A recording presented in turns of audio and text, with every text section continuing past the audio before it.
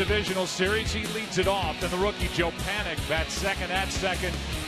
And one of the best in the game. Buster Posey hits third. He's the catcher. Pablo Sandoval is at third base. Hunter Pence, what a player he's been for the Giants. Brandon Belt, the game-winning home run in Game 2 of the division series in D.C. Then Brandon Crawford, Travis Ishikawa, with Michael Morse active and on the roster for the Giants in pitching and batting ninth. He can hit. Madison, Bumgarner, and Adam Wainwright well aware of that fact. Wainwright getting set to go. He won 20 games this year, had an ERA of 2.38. He has made only one appearance since September 22nd. But as you look at the numbers, realize he was the National League Pitcher of the Month for the month of September. But did not look like that was the case when he took on the Dodgers in Game 1 of the divisional series. He did look like a front of the rotation guy the one time he took on the Giants in the 2012 NLCS Game 4. 7 innings, 1 earned run, 5 strikeouts. The Cardinals built up a 3-1 lead, but it was Barry Zito who turned that series around and helped get the Giants to the World Series, and then they took care of the Tigers in the Fall Classic. You guys want to talk through the defense? Yeah, I got you, Joe. No problem. Total filibuster. Yeah, you've been rolling a little bit, huh? Well, the key is they catch the ball. And the big key, again, I'm focused on the shortstop, Johnny Peralta. A lot of people have talked about how he's been able to make the adjustment back to playing shortstop on a regular basis and making the routine plays. You have to give Jose Akendo a lot of credit for that, but I think also, Tom, the way the Cardinals play defense, they position quite well. He hasn't had to range a whole lot. Yeah, these are 2 of the top 3 defensive teams in the National League according to defensive efficiency. Real curious to see if Adam Wainwright will establish fastball cutter early in this game. That would be an indication he's feeling much better than he did in the LDS. All right, you ready, Joe? I'm ready. Let's go.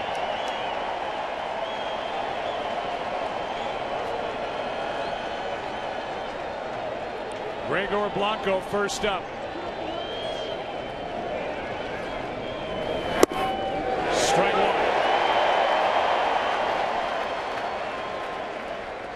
1. It's Blanco, then Panik, then Posey in the first inning against Adam Wainwright. Strike 2. Whip at that ball, bounced straight back. But early, you know, when Wainwright sprinted to the mound to start the game, came out aggressive with first 2 fastballs, I think he's setting the tone early, Tom. Well, I think, again, that last start, 102 pitches, only 45 fastballs and cutters. Normally, he should throw about 70. 2 fastballs to start. And now that one with a wrinkle in it to keep it 0-2. For coverage of this game in Spanish, please tune to Fox Deportes. Joe, when I asked him about that pitch selection, he said it was because he had such a good curveball, and he said the problem was command. And he said tomorrow, this was yesterday, I will not have a problem with command. 85-mile-an-hour pitch misses up and away. The Giants really miss Angel Pagan. Finally succumbed to a bad back. Such a presence at the top of that lineup. Blanco trying to fill those shoes. He takes low, and the count evens at 2-2. The numbers just tell you all you need to know. With Angel Pagan, the Giants this year 56-35 without 4 games under the 500 mark. Their center fielder, their leadoff man, their tone setter. Switch hitter too. He sets the tone like you're talking about. There's a foul left side, and the at-bat continues. But his ability to switch hit, it changes how you match up. It affects what they're going to do at the bottom of the order with a double switch. They really miss a lot in Pagan. And I really felt like Pagan and Scudero, the year they won the World Series a couple years ago, were one of the top 1-2 combinations I'd seen come along in a long time. They missed both those guys. Both dealing with bad backs. They missed Scudero all year. 2 balls, 2 strikes from Wainwright. In the air to shallow center. Coming to get it is Jay.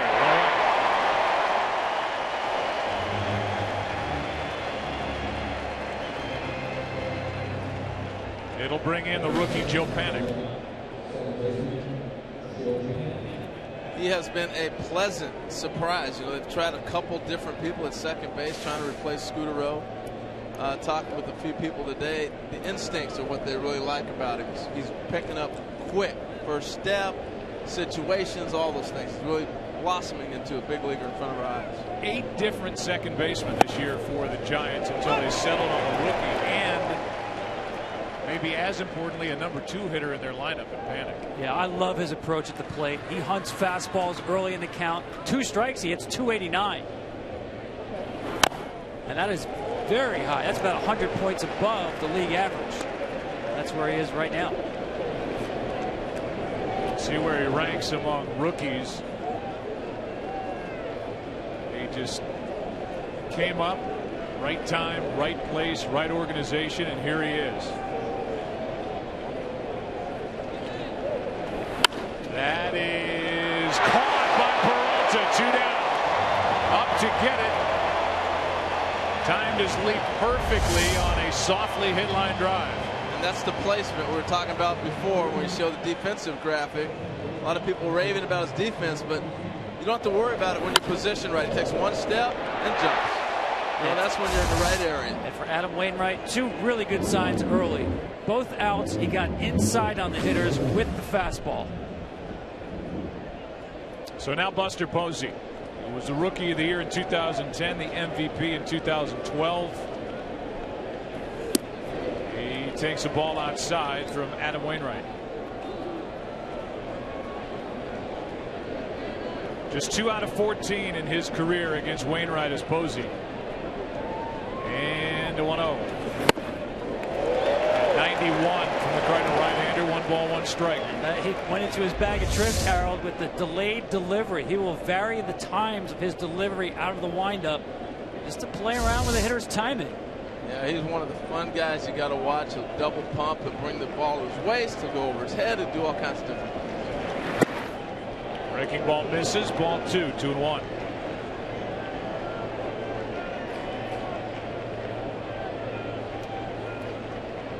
Sandoval next, either the man on in this first inning or a run home in this first inning. Or leading off the second. That's down and away. Count goes to 3-1.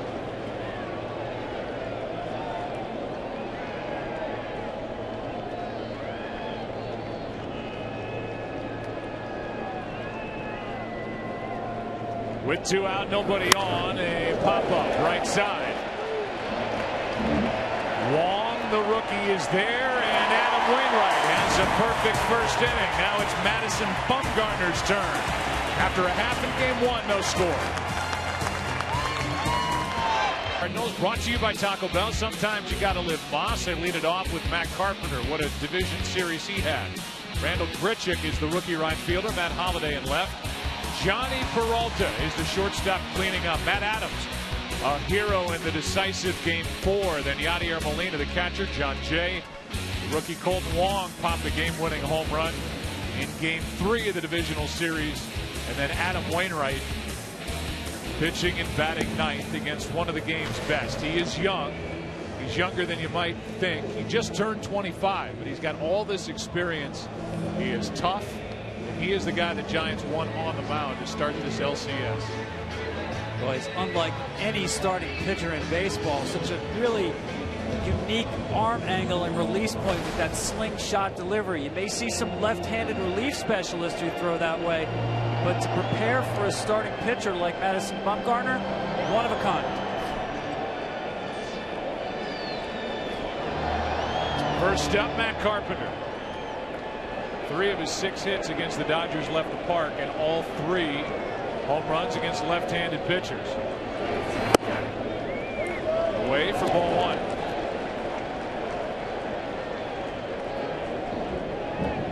Ninth career postseason start for Bumgarner.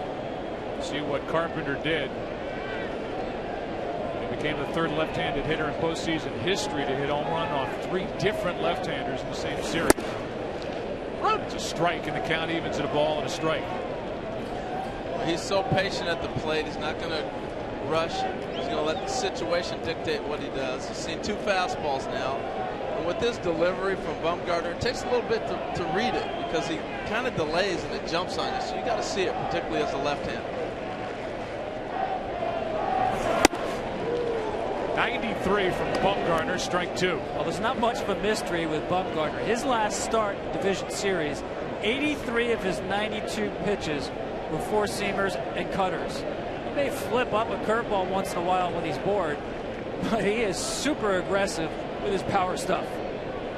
He was bored against the Pirates in the play-in game. That bounces in, a complete game shutout. And then he pitched well against the Nationals in Game 3, committed a fielding error. Got the loss, but talk about what this guy has done. 0.78 ERA over his last 3 postseason starts. How about that number right there? Long time since he gave up a home run to a lefty. 4 lefties in the St. Louis lineup tonight.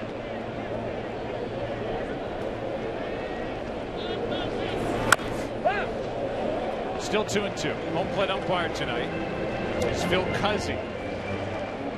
And it's Bill Welke, Jerry Davis, who's the crew chief. Mark Carlson is at third base, Greg Gibson down the left field line, and Bill Miller in right. Paul Emmel is the replay umpire in New York. He will join this crew after Game 2. We're all out in San Francisco. Here's a 2-2 pitch. Carpenter leading off. Lines one into right center. Over to cut it off is Hunter Pence, and Carpenter on with another hit against a left-handed pitcher. It's about the approach. You know, get a chance to see pitches. It pays for some guys it does not. You can see here where this ball is going to be right in the middle of the plate. He drives it out in the right center field. Hunter Pence cuts it off, but I think the ability to see a few different pitches on this at bat helped him. Doesn't work for everybody, but it works for him. Now Grichuk, who was one of 11 different guys Mike Matheny put in the number 2 spot in his lineup this year as the Cardinals tried to replace the departed Carlos Beltran, who signed a free agent deal with the Yankees. They have settled on the rookie here in the postseason. Ball one inside. You will see a lot of fastballs and cutters in on the hands of right-handed hitters. Most pitchers favor glove side or arm side, and for Bumgarner, naturally throws the ball to his glove side, in on right-handers, away from left-handers. That's hit in the air to left. Should be easy for Ishikawa. It is 1 on, 1 out.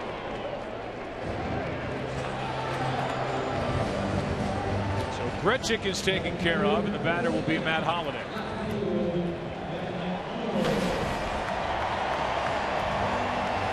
Had a good second half. His power came back, ended up with 20 home runs. He was 8th in the National League with his 90 RBIs, drove home 3, but maybe more importantly for St. Louis, started each 7th inning rally against Clayton Kershaw with a base hit in Game 1 and then again in Game 4.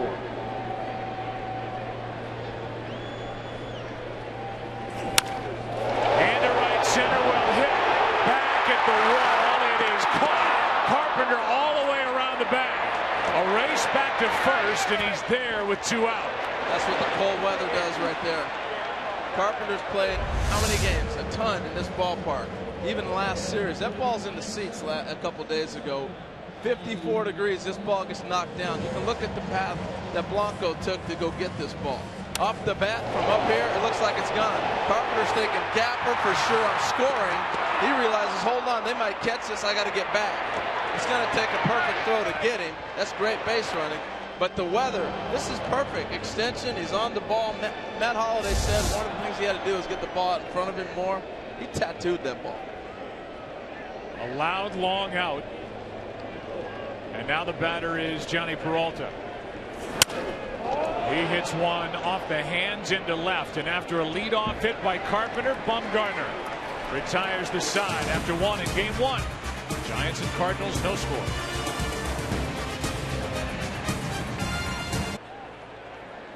All right, everybody settled in. 1 inning in the books, no score, and here is Pablo Sandoval facing Adam Wainwright.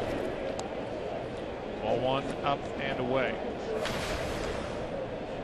It'll be Sandoval, then Hunter Pence, then Brandon Belt against the Cardinal right-hander. Here's a 1-0. That drops a little up and away, and the count 2-0. You see that little line right there in front of Wainwright?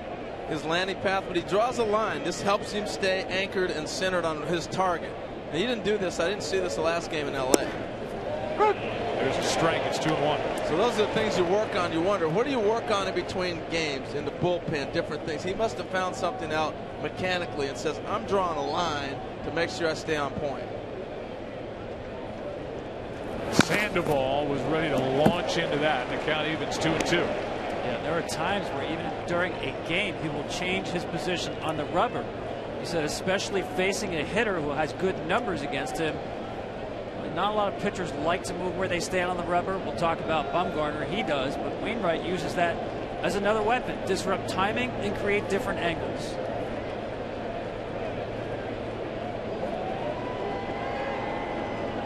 The 2-2 is slashed just foul down the left field line. About as close as you can get, huh? Yeah, and it was in the air, the ball that he hit in Game 2 of the division series against the Nationals that he squirted down the line, tie that game. And this one just fouled down the line. The guy who's a .305 career hitter against right-handers. And you can tell where Carpenter was playing. He doesn't hit many balls down that way. Still way off the line with a 2-2 pitch, and it's hammered into right, back at the wall. It is caught by Grichuk, and now it's dropped. Sandoval has got to get into second. He's there as it came out of the glove when Grichuk hit the ground. He had it and lost it. What a tremendous effort. I don't know, man. Did he have control of this and then came down, had it? I would have to replay this if I was the Cardinals. That's a catch. Then he hits the wall. Now, by rule, you have to come out and pull that ball out of the glove. But this may be something that they replay, and they might get it. Because once this ball's caught, hits the wall, hangs on to it, he's got it all the way until he hits the ground. It's starting to come out now. So I don't know. That's a tough one to call right there. Mike Matheny is out to talk to the right field umpire. Sandoval watched the ball go into the glove for a moment, then Grichuk lost it. And as I think this ball's live, and Mike Matheny is satisfied that it's the proper call by the right field umpire, Bill Miller, going to the ground. It looked like the ball started to lose control of it after he hit the wall and started to turn back away. And by rule, you have to pull it out of the glove. Remember all the problems we had at the beginning of the year with the transfer rule and bringing the ball out and all that, but that's a tough one. I don't know. I'm kind of leaning towards the other way on that. I don't know. I thought the ground couldn't cause a fumble. Sorry about that. Here is Pence with an opportunity. Here's a regular speed look at it. Full speed, no doubt. You think this is a drop. No doubt, full speed. But when we replayed it, and that's what it's about, slowing it down, I thought it was a catch. Oh well, move on. 0-1 the count on Pence. A chance for the Giants to jump on top. Makes you think of the ball that Hunter Pence, the guy at the plate, caught up against the wall and right at AT&T Park in that clincher Game 4. That's one of the best catches I've seen in a long time. Beautiful catch in a difficult right field. Mike Matheny, without the challenge there, I got to believe he was 100% sure he would not win. Because otherwise, Joe, that is a huge swing in the game where I don't care if it's early, you make the challenge. But here's the catch by Pence. Look how far back he has to go. No regard for the wall. And he somehow manages to hang on. Brilliant. Great catch. You know, the thing is, too, we got to explain the challenge rule. Each manager has one challenge up to the 6th inning. Here's a 2-1 that skips in. Meanwhile, I'll read you the rule about a catch. It is not a catch if simultaneously or immediately following his contact with the ball he collides with a player or with a wall, or if he falls down and as a result of such collision or falling drops the ball, which is exactly what happened. Absolutely. It's right in the rule book. It's a good call by the right field umpire and a good no challenge by Mike Matheny. Now at 3-1. Pence comes up empty, a full count. Now back to the rule real quick. Each manager has an opportunity. They have one challenge in their pocket. If you miss it with that challenge, you lose that challenge, you lose it for the game. You win it, you got one more awarded to you. So he would have lost his challenge and been done for the rest of the game. Here comes a 3-2. Pence chops it foul. For those of you just joining us, we are in the second. The Royals now lead their series 2-0 as they took both games at Camden Yards as they won tonight 6-4. And look at Lorenzo Cain. Forget the offense for a second. What he's doing in the outfield has been brilliant. Tearing it up. Here's a 3-2 again. Pence takes a walk. So a double, a walk, and it's 2 on with nobody out for the Giants here in the second. You know, that play, so often the umpires people are so hard and critical on umps. They know those little rules like you read off the top of their head. And that's what's so impressive is how they know all these little rules and things that may come up. You can't plan it. They have to be ready to react to everything. And I think that's one of the unique and great qualities of the umpires, to know everything going on at a second. So now with 2 on and nobody out, here's Belt. And he was ready to jump on that first pitch, strike 1. Brandon had 5 hits, but none bigger than the game-winning home run in the top of the 18th in Game 2 at Washington in the division series. His only home run, one of his 2 RBIs. Here's the 0-1. High and tight.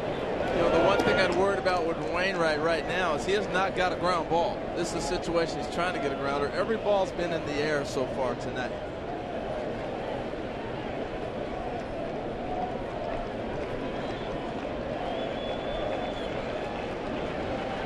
Wainwright breezed through the first, in trouble here in the second. The 1-1.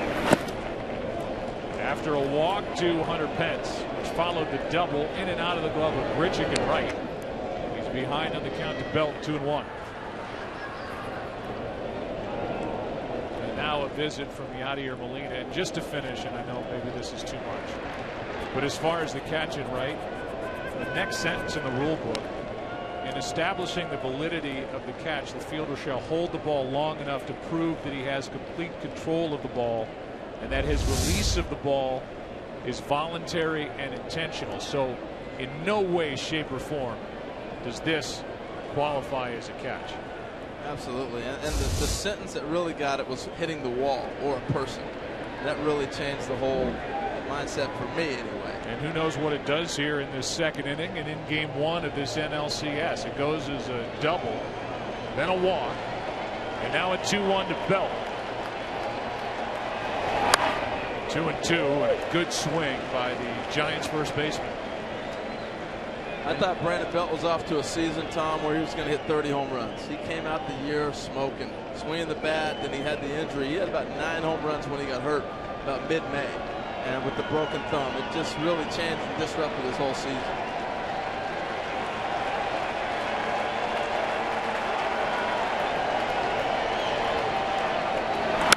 That's into left center field, might drop. It is in for a hit. The bases are loaded with nobody out here in the second.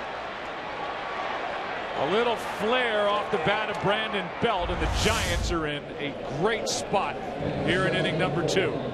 Basically, everybody really had to hold to make sure that this ball landed in front of Matt Holliday. Holliday took a look at third, then took a look at second. Too late to get Pence at second base, but Giants are set up. It's been a long time since they knocked in a run with a base hit. How about 26 innings? The last 5 runs have scored on a solo homer, a sac fly, a walk, a ground out, and a wild pitch. Somehow this team gets it done, somehow, some way.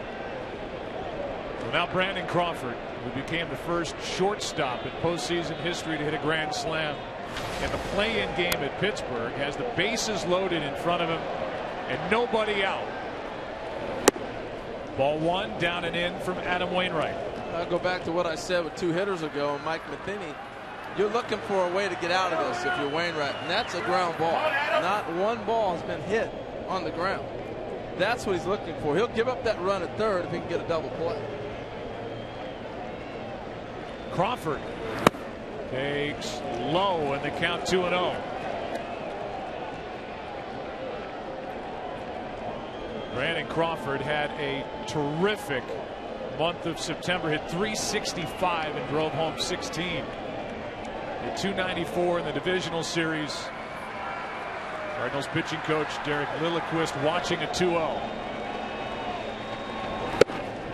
On the outside corner, 2-1. Yeah, I think Brandon Crawford's one of the emerging young stars in the game.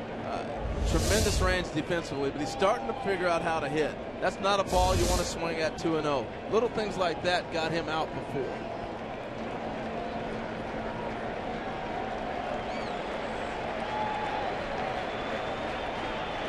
Here's a 2-1. 2-2 on a good pitch down and in. Right here, if you're Adam Wainwright, you're thinking strikeout. You want to get a strikeout in this battle right here, and then maybe you get a ground ball to the next hitter and get out of it. But you're thinking punch out. Great curveball right there. Great tilt boring in on Crawford. 2 strikes. He likes to bounce the curve.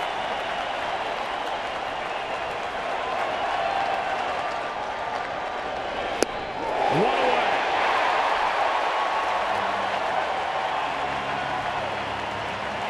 Oh, Harold, you called it. On 2-0, he had the discipline to stay off the pitcher's pitch. Wound up chasing 2 curveballs that broke out of the zone. This one designed to start in the zone and finish out of the zone. Great job of execution by Wainwright. Joe, there is an art form to winning games. And Adam Wainwright understands that. He's taking this situation one hitter at a time. And now he's seeking and hunting for that double play. Well, he's got Travis Ishikawa standing in his way. Second tour with the Giants. Started the year with the Pirates. Bases loaded, 1 away. And a little flare into left. That ball might drop. It is down for a hit. 1 run scores. Pence is going to hold at third.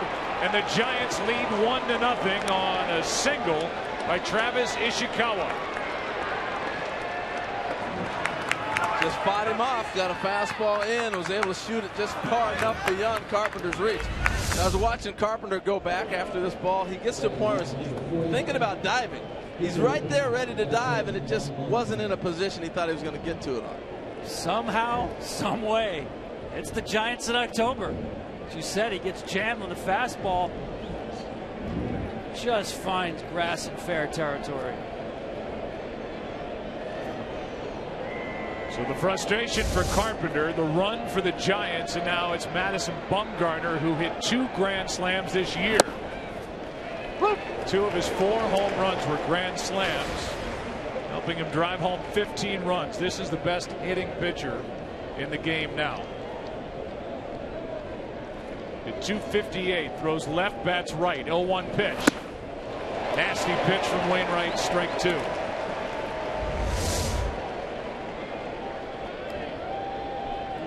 Deserves to be pitched that way. That's not just a normal pitcher up there. 4 home runs this year, the 2 grand slams. 4 home runs, the most by a Giant pitcher in 77 years. He checked his swing. Ball 1-1-2. Some respect right there, Harold. Pitched him like he's a number 4 hitter. You can't give in right now. That's the big thing. But when you're up 0-2, but hey, there's a lot to be respected. You guys have talked about the numbers. He's swung the bat. He deserves that respect.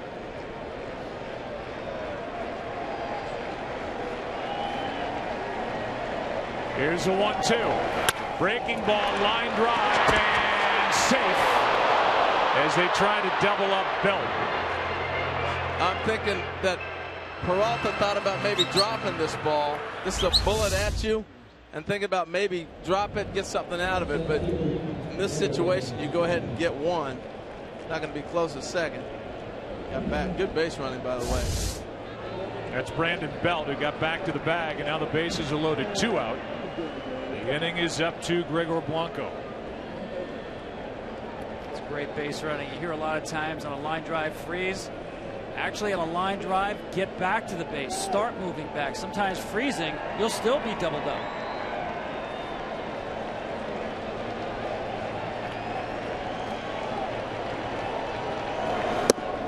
It's ball one upstairs. Blanco now 2 out of 23 this postseason. The runners, Pence, Belt, and Ishikawa, who has the RBI hit.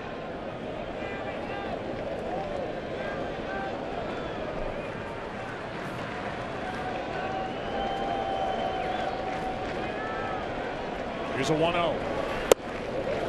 1 ball, 1 strike. I was joking with Tim Flannery, the Giants' third base coach, about the somehow, some way getting runners in with this Giants team. Remember, they scored on a wild pitch against the Nationals in the clinching game. And he said, yeah, we're working on not just our RBIs, but our RTIs.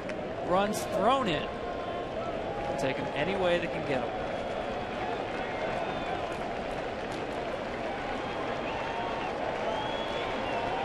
You got to feel like it's like 7-0 if you're the Cardinals. It's only 1-0. Seems like they've scored so many more runs. The only RBI on that flare hit to left by Ishikawa. It's up to Blanco. Fights it off, and now he's in the hole 1-2.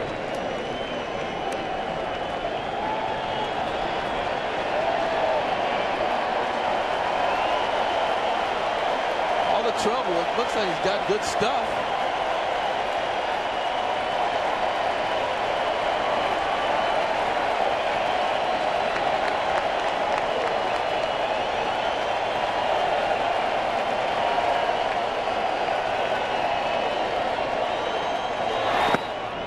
Two and two. Giants came into this game, Tom, 9 for 51 with runners in scoring position. They have a hit tonight from Ishikawa, but they're still looking for that gapper.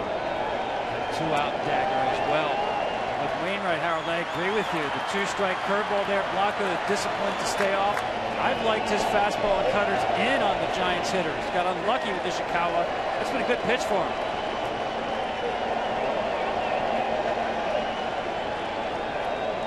And now Molina out to chat with Adam Wainwright for more on the Cardinal right-hander. Down to the field level and Kenny Rosenthal.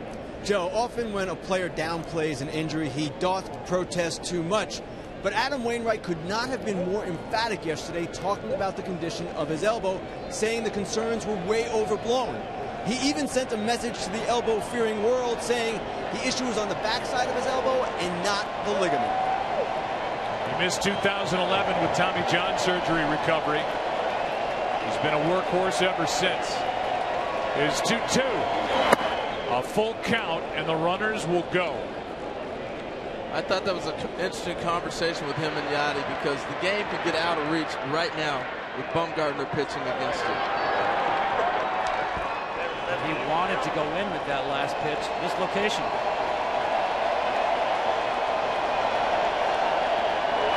Blanco. Carpenter kicks it. 1 run scores. It's 2-0. Hard hit by Blanco. Carpenter to his left could not corral it.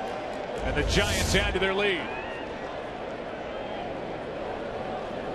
You don't see this very often, but off the bat of a left-hander, this ball's going to slice back on him instead of staying true to his left, and cuts back on him to his right. That's why he ends up missing this baseball. That's what happens when you get that ball sliced with the left-hander hitting towards the third baseman. You saw where his glove up. He let that ball get to his feet. The glove wasn't out in front of him. Didn't have time to really set his feet and get the glove out in front. Much tougher play when that ball gets back to your feet. It's an error on Carpenter, who committed 16 during the regular season. And it's the first error by a Cardinal position player so far this postseason. And it's a ball he'll tell you right now, I should have had it. Now it's Panik. Bases loaded, 2 out. Ball 1 down and in. 8th man to bat in the inning is Joe Panik. Inning started on the ball in right field, right? The ball in and out of the glove of Randall Grichuk. He hit the wall, lost it going to the ground. Sandoval hit it, went for a double. Here's a 1-0.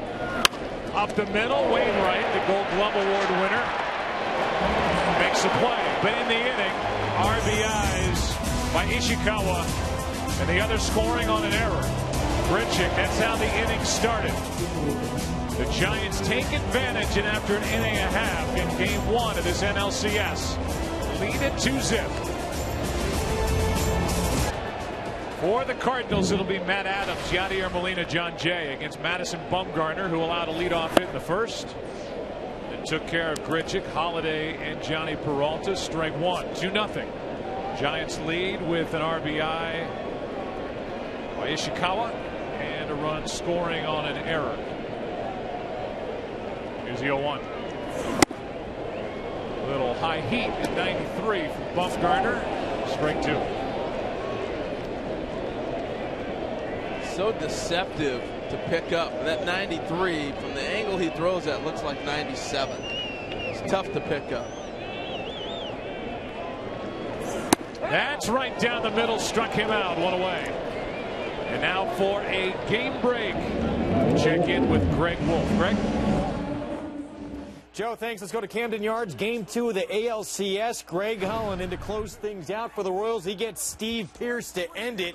Royals win 6-4. They take the first 2 games in Baltimore. They lead the ALCS 2-0. Game 3 is Monday in Kansas City. Joe, back to you. Greg, thank you. So much to talk about in that series as a strike is into Yadier Molina. What is on display and what was on display in the divisional series we covered between the Dodgers and the Cardinals is the work out of the bullpen. And the Kansas City Royals can just mow you down coming out of the bullpen, and they've done it this entire postseason. Something's going on over there, Joe. Kansas City Royals, like the Cardinals, the fewest home runs in their league. They're winning games with home runs. They've hit 4, I think it's 4 extra inning home runs just in this postseason. Brandon Belt's home run for the Giants, one of only 3 in Giants history extra innings postseason. Here's a 1-1 to Molina with 1 out. That's outside.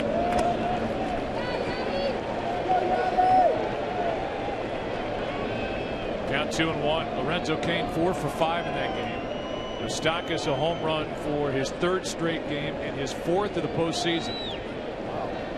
For a team that hit less than 100 during the regular year as the count goes to 2-2. An amazing role. You know, it's a throwback too. They're using athleticism, speed on the bases, running balls down the outfield. The outfield defense has been incredible, crazy.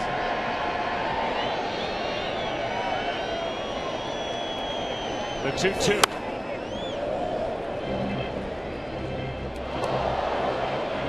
Here you go. You've got the Royals, who hit the fewest home runs in baseball. They've hit 8 in this postseason. The Cardinals hit the fewest home runs in the National League, and they've hit 7 so far.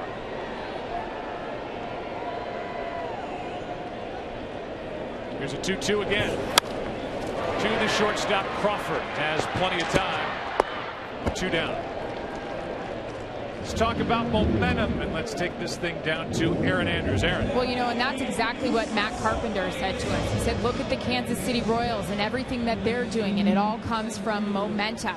Matt Carpenter and manager Mike Matheny said, we don't want to forget about what happened against the Los Angeles Dodgers. We want to ride off of what we did with Clayton Kershaw. We want to ride this thing to the end. He mentioned a lot of people counted us out, but they said we've got something going and we want to keep it rolling. Got to add some runs up to the board here first, though, guys. Aaron, thanks. With 2 out, nobody on. Here's John Jay, and there's a ball outside. But in baseball, it's different than all other sports because the momentum is only as good, as they say, as the next day's starter. And the Cardinals are dealing with one of the best in the game at 25 years old. 2-0.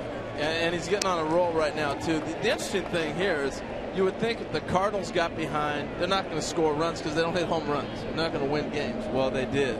And same with the Royals. They've been able to do that, to come from behind and still be able to score runs. 2 out, nobody on. A 2-0 pitch is in at the knees. 2-1. Difference I see at Madison Bumgarner using both sides of the plate. He changed where he stands on the rubber probably midway through the season, around August, to give himself a better angle to get that ball to the arm side. That's foul. And John Jay, sorry about that, Joe. John Jay's got good numbers off him, 6 for 14, because he likes the ball away. We know he's such a good hitter against left-handed pitching. Tonight you see Bumgarner using both sides of the plate against right-handers and left-handers. So the stats to back up what Tom's talking about with 2 out, nobody on. Here comes a 2-2 from Bumgarner. That's foul. The one thing that Bumgarner continues to do, though, is here it is, hit. Boys, I'm coming at you. And he challenges. And he doesn't find himself in trouble because of that. You know, a lot of guys get in trouble because they nibble so much. Well, he proved as a kid he's not scared. Coming up at the age of 20. Pitching in the postseason at 21. No swing by Jay, and the count is full.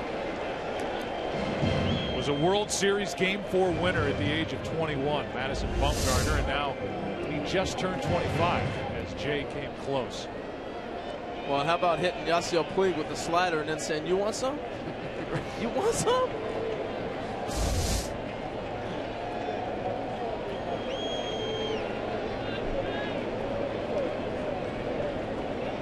A 3-2 pitch. Base hit left field. John Jay is on with 2 out. And there's that stroke into left. That's why it's a good matchup for Jay. I know Bumgarner's so tough on left-handers, but he likes to run that ball away right into the wheelhouse of John Jay. Really have to get Jay out, force him to try to pull the baseball. Even that one stays inside the baseball. Terrific swing. You know what I like is they're playing 4 left-handers against him. And look, put your best players out there and go get them. I'm so tired of the matchups and we're going to platoon and all these other things. Look, they've been hitting left-handers their whole lives. They hit left-handers in the division series. This is one of them, Colton Wong, who had a game-winning home run in Game 3. Trying to jump on that pitch, came up empty, strike 1. Yeah, he threw a little bit of a cutter on him right there. He's looking for that same fastball he was challenging everybody with. Watch this, the last second, that ball cuts and runs away from him. If it's the straight 4-seamer, he's on it. I love this kid. First time he's seen Bumgarner, he's not going to look at anything. He's swinging the first thing he sees. Got great bat speed. As he fouls it away now in the hole 0-2. It was against the left-hander Albert. Colton Wong won the game here in what turned into a magical inning for the Cardinals in that divisional series, the 7th inning, where they did all the damage for the most part, not all, but the majority of it against Dodger pitching.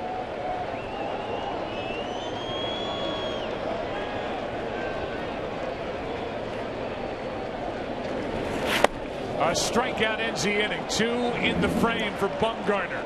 We're going to talk to Jake Peavy the next half inning. Who's coming up? Former MVP Hunter Pence. 3 scheduled hitters against Adam Wainwright. Breaking ball is a bit high for ball 1. We are I'm not going to introduce him right now because Francesca, our producer, is telling me to wait. We're fortunate to have the right-handers. Adam Wainwright looks in and says, "Where was that?" Count 2-0. Right-hander for the Giants, who will get the ball mañana. Game 2. Join us live from the dugout. We'll do it after this pitch. Here's a 2-0 and a foul out of play. Time for the interview with Jake Peavy, brought to you by DirecTV. Jake, thank you, sir. Thanks for joining us from down there. Hey, happy to be here, guys. You know why you're great? Because you show emotion. You look like you care out there, like you're having fun. I have a hard time keeping it in. There's no doubt. When you watch the game tomorrow night, there'll be some different grimaces on my face, and you'll know. Base hit Posey. Yeah, you'll know how the game's going for the most part by my emotions, and you know what? That's something I can't apologize for. I'm a passionate person, and at the end of the day, I'll be passionate and crazy, but there'll be a lot of thought process and a lot of interaction with the players on the field and my catcher, of course. Hey, Jake, we just saw Adam looking at the umpire and had a little conversation, talking back and forth. Are you working the pitcher the umpire all game long? You pitchers do that? You do. You have to, and especially as a veteran guy, when you can find out. You got to find out the zone first. Your catcher helps with that. You find out where he wants it, and you know, at the end of the day, if he's consistent, you know where you can and can't throw the ball. And these guys do a great job. They're under the microscope, as we all know. It's not very easy to do, but these guys do a great job. In great friendships, I have great relationships with most all umpires across the league. So a base hit by Posey. The batter is Sandoval. We're talking with Jake Peavy, who gets the ball tomorrow night against Lance Lynn in Game 2. Giants lead here 2-0. Sandoval with a double in and out of the glove of Grichuk and Wright. Now this one is hit in front of Grichuk and Wright. 2 on, nobody out. And Jake Peavy, your Giants pick up right where they left off. There's so much to talk about with you. First of all, what clicked for you personally on the mound after the trade for the Boston Red Sox? Because you look like a completely different pitcher in a Giants uniform. Yeah, I appreciate that. You know, just being in the right spot, right time. Had some mechanical stuff that we did, but very little. Had great coaches in Boston, great coaches here as well.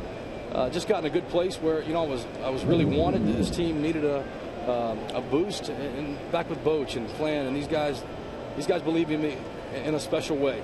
So it gives me all the confidence in the world to go out and be the guy we all want to be.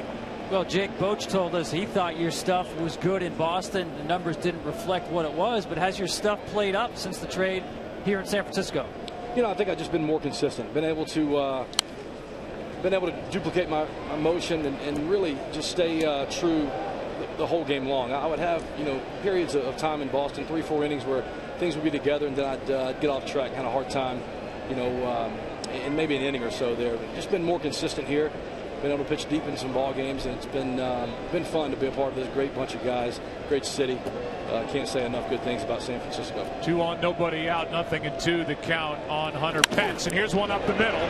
Slowed down, dropped, out at second. Wong was thinking about turning 2 before he got 1, and his first and third 1 out. Wainwright slowed it down just enough, it looked like, as this ball, and it hit off the left wrist of Wainwright, right to Wong, and he took his eye off it. Yeah, a lot of times when that ball kicks off somebody, or the pitcher in this case, you try to speed up your actions. Instead, I don't think you realize he's right at the bag. It's going to be a routine double play if you just catch it. Get in a hurry. Remember the old basic. Get 1 before you get 2. Yeah, he's got to make that play. That's an extra out right there. Not an error, but an out lost. So it's 1, 4, 6 on the force out at second base. And now it's Belt with first and third 1 out. And Jake Peavy in the dugout. You mentioned it briefly. This is a fun team, Jake, to be a part of, isn't it? It is. This bunch is it's got all different kind of characters. You know, you got Pablo Sandoval and Buster Posey, just guys who just started this inning. Completely different personality guys, but at the end of the day, champions, both of them, a few times over. Here's one down the right field line, but foul off the bat of Brandon Belt. You guys have been involved in some crazy games already this postseason. We have, you know, going into Pittsburgh and doing what Matt did there. Madison Bumgarner, what a great job, and Brandon Crawford, big home run. That gave us all the confidence in the world that we could play with these clubs in the postseason. And we played really well against a great Washington ball club, and trying to do the same here. We've got our work cut out for us. We all know how good the St. Louis Cardinals are. Well, you know something about characters from that team that you came from. What's the similarities that you see? You know, the similarities are the way these guys approach the game and approach coming to work. You know, when these guys come in to start their day, we punch a clock. We go to work, and these boys tote their lunch pail and their thermoses with a blue-collar bunch that's going to scrap and claw and fight and take pride in trying to do the little things that make the difference in these big games. I got a question for you mechanically. You played with Bochy 5 years in San Diego. You were a little younger then. What did he see maybe from then to now that you might have been able to apply to this run you're on right now? Yeah, you know, another thing too, Boch knowing me, and Righetti and Gardy, the bullpen coach as well. These guys saw me a lot when I was in San Diego, so they had some really good insight. Have some close pitches here, but yeah, no, Boch and those guys have just... I saw your face on that. Spoken like a pitcher. What would you be saying right now? You know what, I'm going to need that one tomorrow night. We promise not to lip read tomorrow, Jake. No, that's okay. We'll...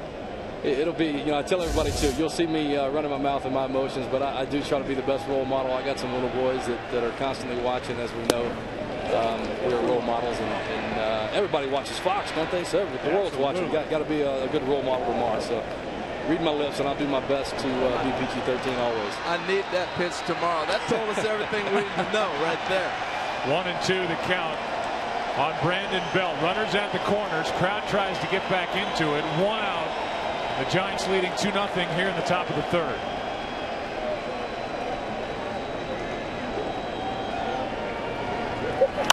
That's foul. So, Jake, no joking aside, at the end of the half inning, I see pitchers a lot of times talk with the umpire. What's that conversation? Well, you know, a lot of times it's that repertoire we talked about. You know, you're trying to say, hey, man, was that ball down or you got it in? Is that, you know, I'm going to need that. It's a strike. And he's going to go, nah, you got to get under the plate a little more. And I'm going to go, nah, I'm going to go look at it, and I'll tell you when I come back out here, but I'm pretty sure that's a strike. You know, you just got to go back and forth. And like I said, these guys are professional, and we're all here trying to work together and do the best job we can. So it's, for the most part, always pretty productive. Here's a 1-2 up and away.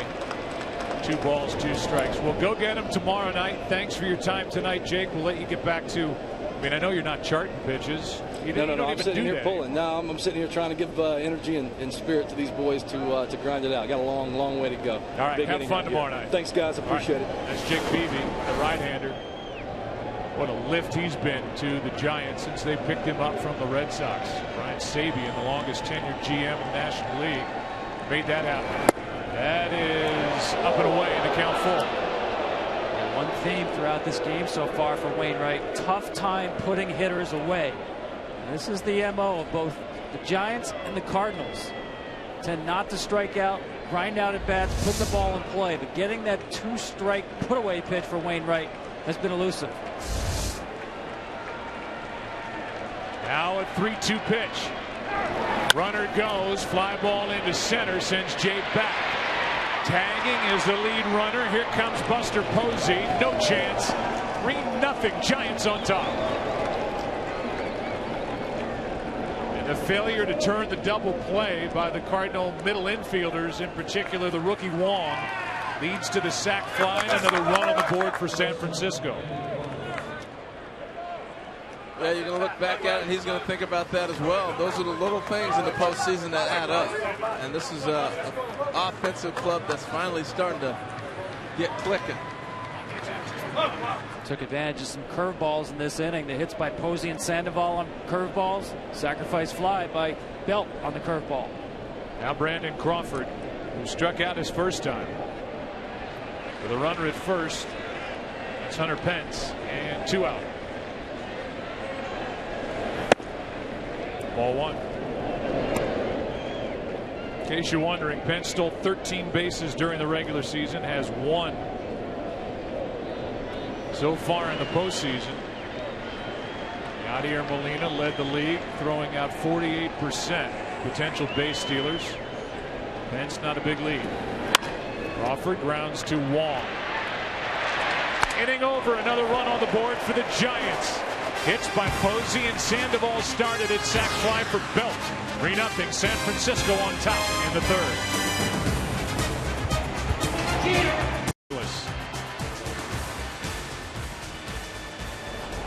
Here's Adam Wainwright. Adam so far has allowed 3 runs on 5 hits.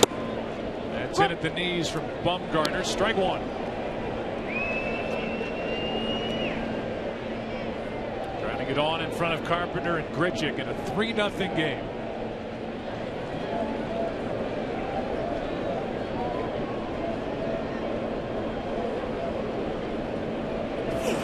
The Giants are doing already in this game what they've, as Wainwright's rung up on that pitch for strike 2, what they've done not just in this postseason, but what they did in 2010, what they did in 2012, more now.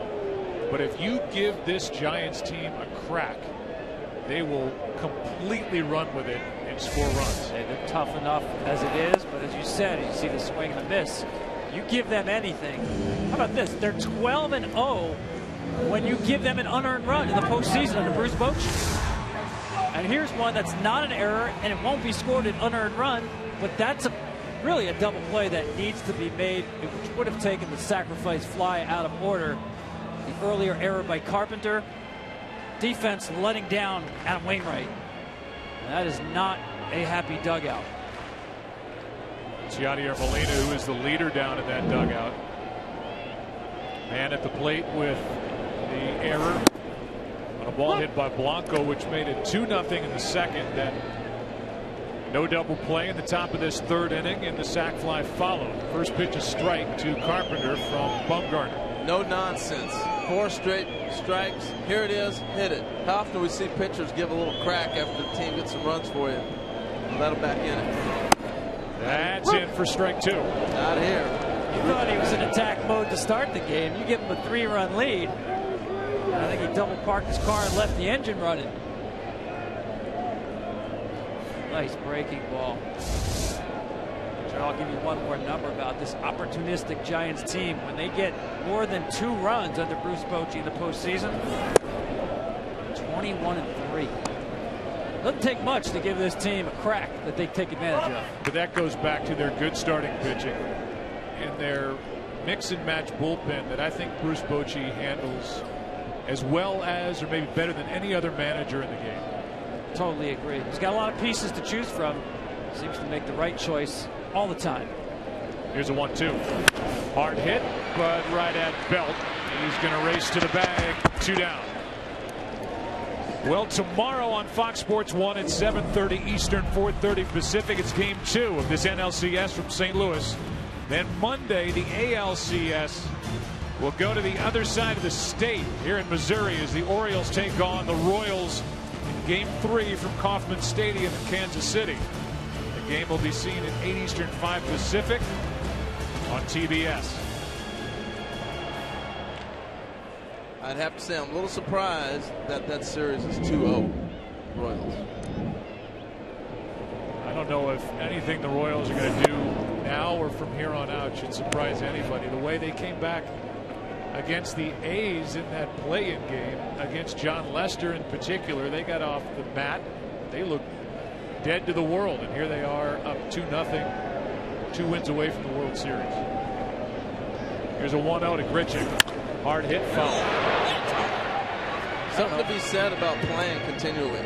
You know, you look at the Giants, they had to play all the way through, every game counting. When the Cardinals went on that run to win the World Series, remember that year they had to win all those games and just got on a roll. 2011. I said no, Joe. 1 ball, 1 strike with 2 out and nobody on.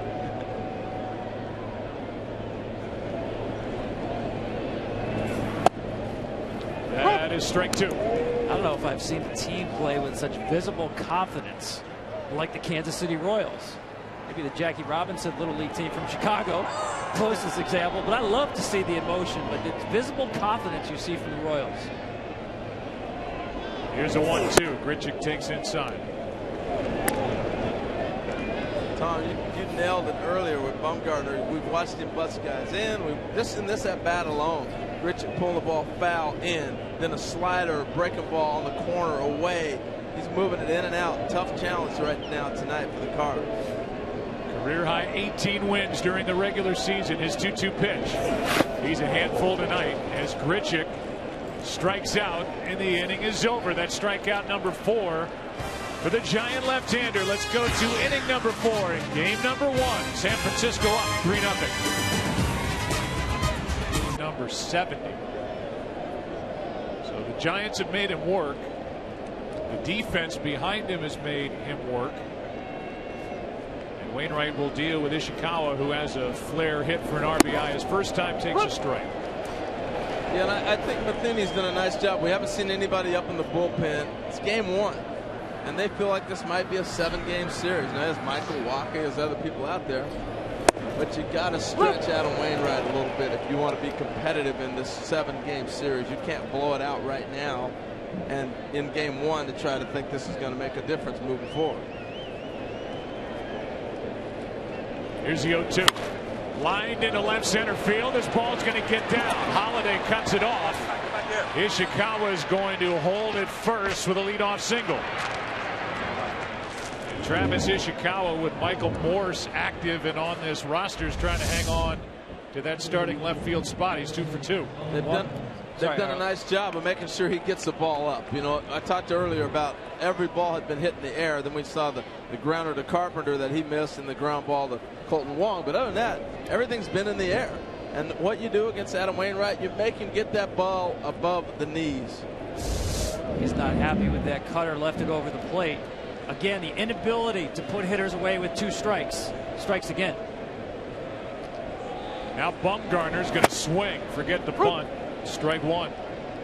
At least on that first pitch. See if the Giants change it up. Sometimes they do give you one pitch to swing, and then you go to the bunt.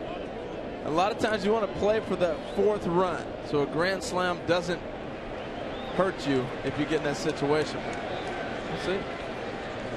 Now he shortens up and drops down a foul to make it 0-2. We've seen Matt Carpenter as Marco Gonzalez, the rookie left-hander, gets loose. We've seen Matt Carpenter in the Dodgers series breathe down the neck of a pitcher up there to bunt, but with the ability by Bumgarner to swing the bat, he is not as aggressive over at third base. And now with 2 strikes, we'll see how the Giants want to play it.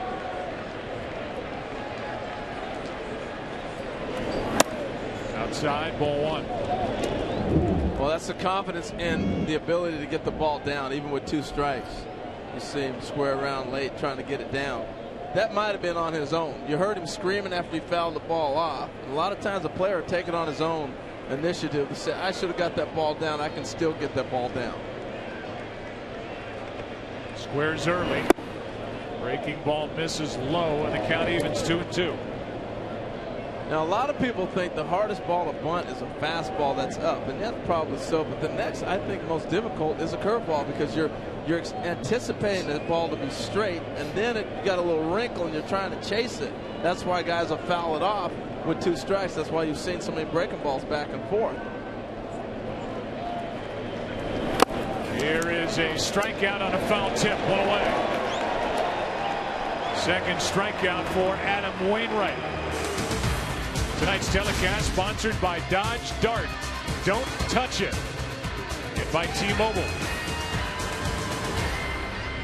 Joe, that was the 25th pitch that Wainwright has thrown in a 2-strike count. He's got 1 swing and miss. Obviously, that will go in the books as a strikeout on the failed bunt attempt, but it's been very difficult for him to get strike 3 on these Giants hitters. Again, that's the experience of a veteran pitcher. A high pitch that's going to be hard to get down, and a breaking ball. So he's looking for a pop-up or a foul tip like he got. Here's a ball inside to Gregor Blanco, who plated a run with a ball that he hit to the third baseman, Matt Carpenter. He went for an error. Rather hard hit, but still 2 for 24 so far this postseason. Strike 1. Giants won 88 games during the regular season. They finished 6 behind the Dodgers in the West, but 6 up. And tied with Pittsburgh, 2 wild card teams. Milwaukee the closest to him.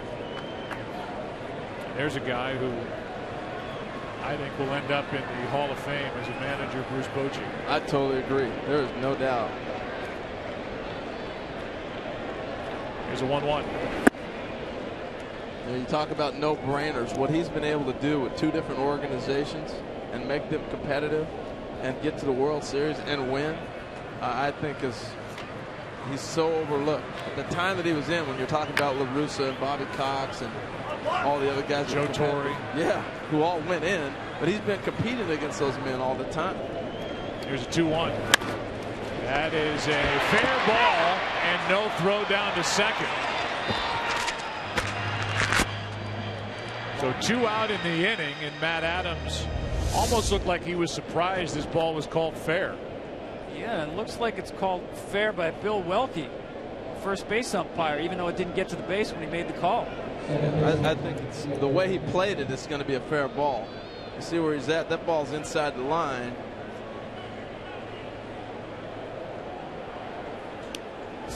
And so down to second goes Ishikawa. And it's up to the rookie Panic.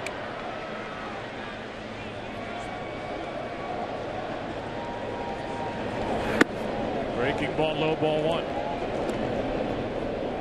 Giants started the year trying to force Brandon Hicks in at second base, and Dan Uggla even there for a short while, trying to fill in for the injured Marco Scutaro.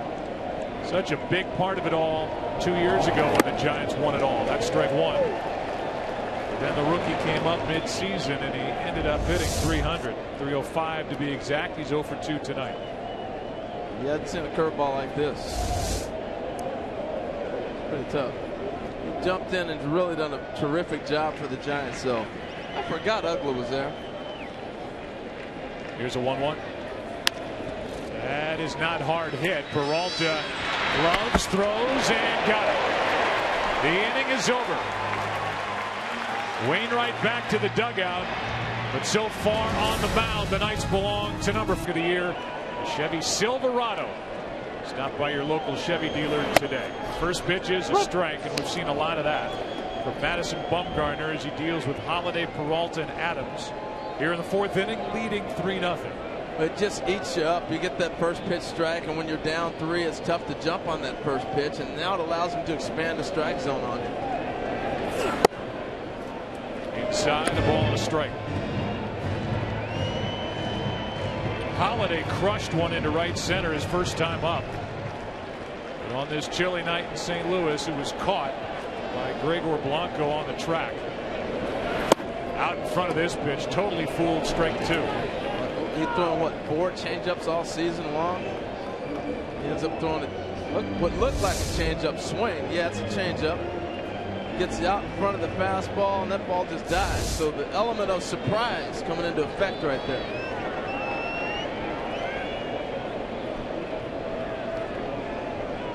Yeah, I agree. I think he's mixed in the curveball more.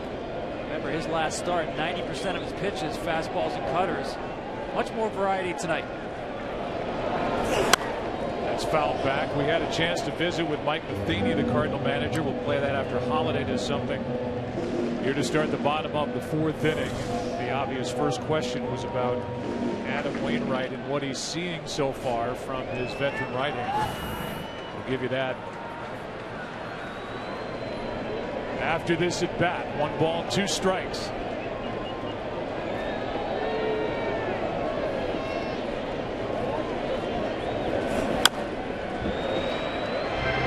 Another breaking ball. You saw him shake the changeup and the fastball to get to it. Yeah, as you look at this breaking pitch right here, I got to be corrected. He's thrown 250 changeups to right-handers. Sounds a little more like about it. And he's only thrown 4 to the lefties this season. So I got a chance to correct that. See that? All right. There's a 1-2. Reaching for it, little pop-up into right. Plenty of time for Hunter Pence. 1 away. Time for our manager interview with Mike Matheny, brought to you by DirecTV, and his answer to the question about what he's seeing from Wainwright. You know, he's working hard right now. They've hit a couple breaking balls hard, and a few things just not quite go the way we want. Almost a great play in right ended up leading to a couple miscues that cost us runs. But you know, we talked about this, Joe, early.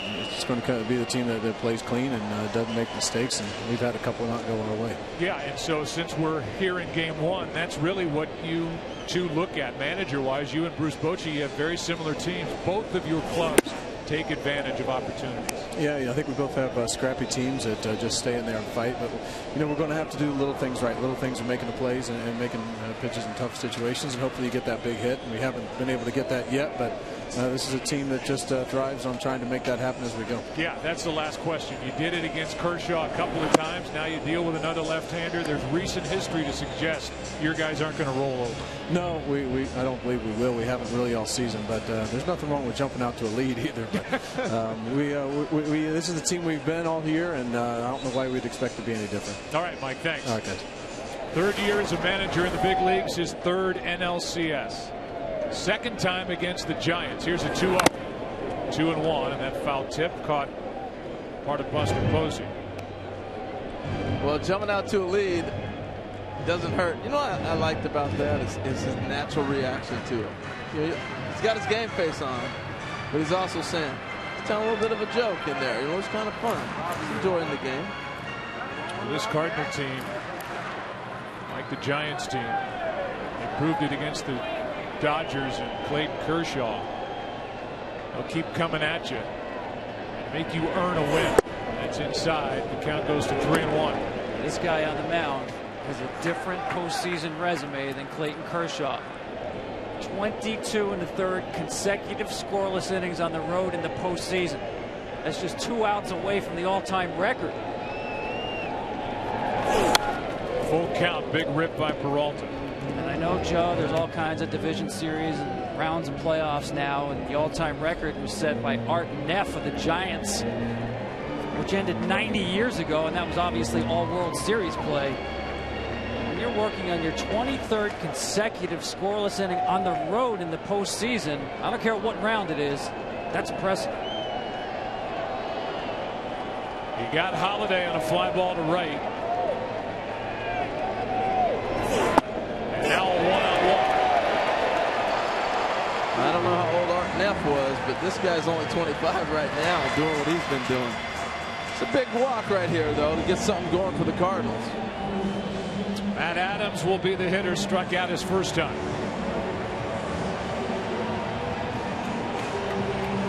He just blew away Matt Adams the first at bat. Just here it is, fastball, I dare you to hit it. So we'll see if he's made any adjustment on him as well. Be aggressive, looking for that fastball to challenge him. I agree. It looked like he wasn't picking up the ball well at all. Looking at called third strike, hit it right down the middle. Remember, Adams, a guy who hit only 190 during the regular season against left-handed pitching.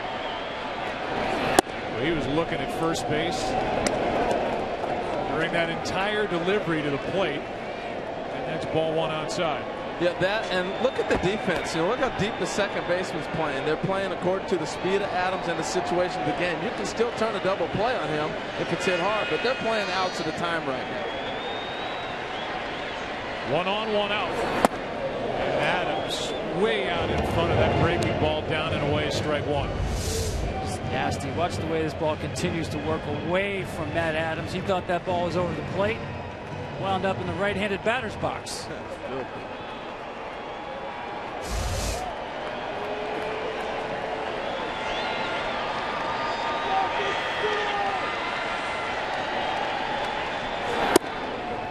Too far outside, 2-1. Tell you what, Buster Posey's calling a great game, though. Calling a terrific game. That was a great attack right there. You threw the slider before it ran from the lefty. Then you go back out with something a little firmer, a straight, hard fastball right on the black, see if he'll chase it. It's great.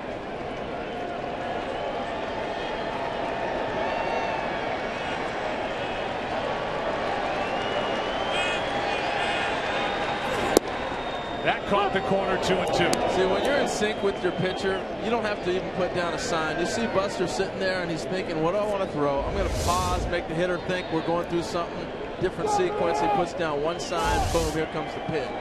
So it's the rhythm of the cadence as well. He's doing a terrific job.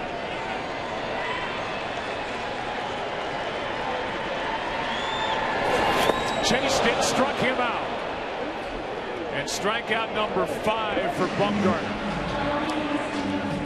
I noticed there too, Bumgarner actually moved on the rubber a little bit, slightly more to the third base side. He's been mostly in the center of the rubber. And it looked to me like wanting to work the ball away from Matt Adams throughout this sequence. He slid himself over a little bit to the third base side of the rubber, and that's where he stayed, and that's where he got the out, away from Matt Adams. Now Yadier Molina bounced out his first time. He hits one into left. This ball is caught by Ishikawa. And the Giants are playing their game, and we are through 4 innings of game number 1. Pitching, defense, taking advantage of opportunity, leading 3-0. Back after this from your local Fox station. 4 pitches. He will deal with the heart of the lineup with help behind him in the bullpen. Buster Posey first up, and he floats one into left. Coming to get it is Holiday, 1 out. That'll bring in Pablo Sandoval. Tell you what, Pablo Sandoval's had some great swings tonight, and it's almost like how low can you throw a ball? Here's his approach. I want to get something down in the zone. Look at this. This is the ball off the wall with Grichuk. They made the great catch on. And then how about this ball right here? In the 3rd inning, the line bullet, he hit the right field for the base hit. Look at how he stays down, keeps the head down, the one-hand finish, staying through the ball. That's a beautiful swing. This guy ranks people. He can flat out hit. Talk about hand-eye coordination. He takes a pitch down and in. That was a great shot. Yadier Molina was going down to his knees to block that ball. And since we're in St. Louis, I'll invoke Yogi Berra. Pablo Sandoval is Yogi Berra. He can hit anything, barrel up even the worst of pitches.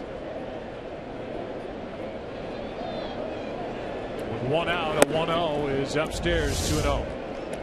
Watch Molina here. He's going down to his knees to block this ball.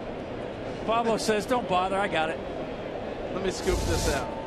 Let me scoop it out for you. Pablo went hitless in the clincher game for the divisional series as he takes ball 3-0, which ended his postseason hitting streak at 14 straight. So while these Giants have just gone off in the postseason 26-10 since 2010 when they won it all and beat the Rangers in late October, Sandoval's been a big part of it, and he knows how to hit when the calendar turns to October. Take a picture of that pitch there. 3-0 to Pablo. That doesn't happen very often. I think Adam Wainwright knows probably his last inning. A 1-out walk with Hunter Pence coming up. You know, typically in a regular season in the National League, starting pitcher, if you're trailing, you're not going to get your third at bat. In the postseason, the rules change. You might not get your second at bat, and Wainwright, his second at bat is due third in the bottom of the inning. And I think he knows with Marco Gonzalez warming up, his last inning is right here. Maybe his last batter, with the left-handed hitting Belt, then Brandon Crawford to follow, and Gonzalez in the bullpen. Obviously, Mike Matheny would love to get Wainwright through this fifth. You know what I found interesting, Joe, is Pablo's had two great swings off him, right? Falls behind. He's managing the game still, trying to give him a chance to get out of this. Looking for the double play from Hunter Pence. He knows he's probably not facing Brandon Belt. And I'm not going to let Pablo hurt me with a long ball. Not hard hit. Down to second, out. No chance to turn two. Got his grounder, though. That's managing the game. You know, even though Adam Wainwright does not have his great stuff, he's still managing the game to give them an opportunity. And I'm convinced when he fell behind Pablo, you're not beating me, but I can get a double play. He was hoping it was hit harder. It's a heck of a turn, but he didn't get the double play, but he got the pitch he wanted.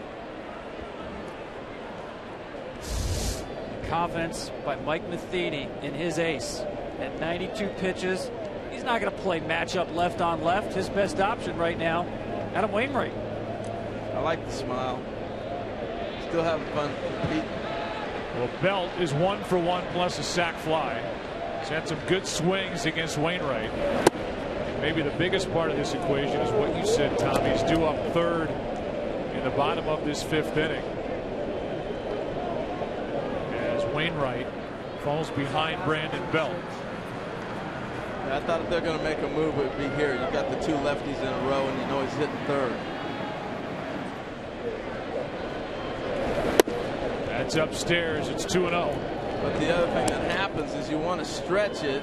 So if Wainwright gets through this, you don't burn another player. You can't use Marco Gonzalez and have him hit third, and your lineup and think you're going to rally. You got to get Wainwright through this, and now you can use that pinch hitter as the third hitter, take Wainwright out of the game and bring Gonzalez in. Well, you can walk yourself into a lot of mistakes trying to buy that spot in the order. Good rip by Belt, 2-1. The National League game, Joe, you like it? Well, I mean, obviously with the strategy that is in play right now, I mean, if we're in the American League, I think with a left-hander up and a left-hander on deck, I think Wainwright's out of the game. But we're in the National League, due up third. They're trying to, as you said, coax him through the top of the fifth. And he's got 2 strikes on Belt, 2-2. Yeah, and that's the part you love about the National League game. You really do. The strategy is different. I know some people say it really isn't that much of a difference. This little bit right here is a big difference. What happens? Listen to him.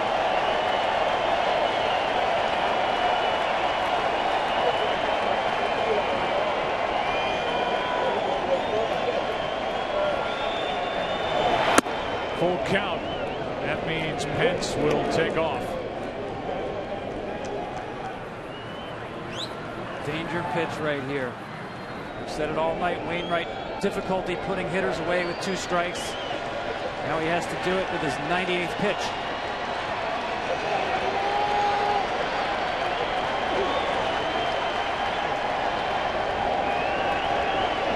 goes on a walk, and it's 2 on, 2 out. We'll see how much more Mike Matheny wants to go with Wainwright. He makes the long, slow walk. This will be a fun conversation at the mound right here. I think he's got his mind made up.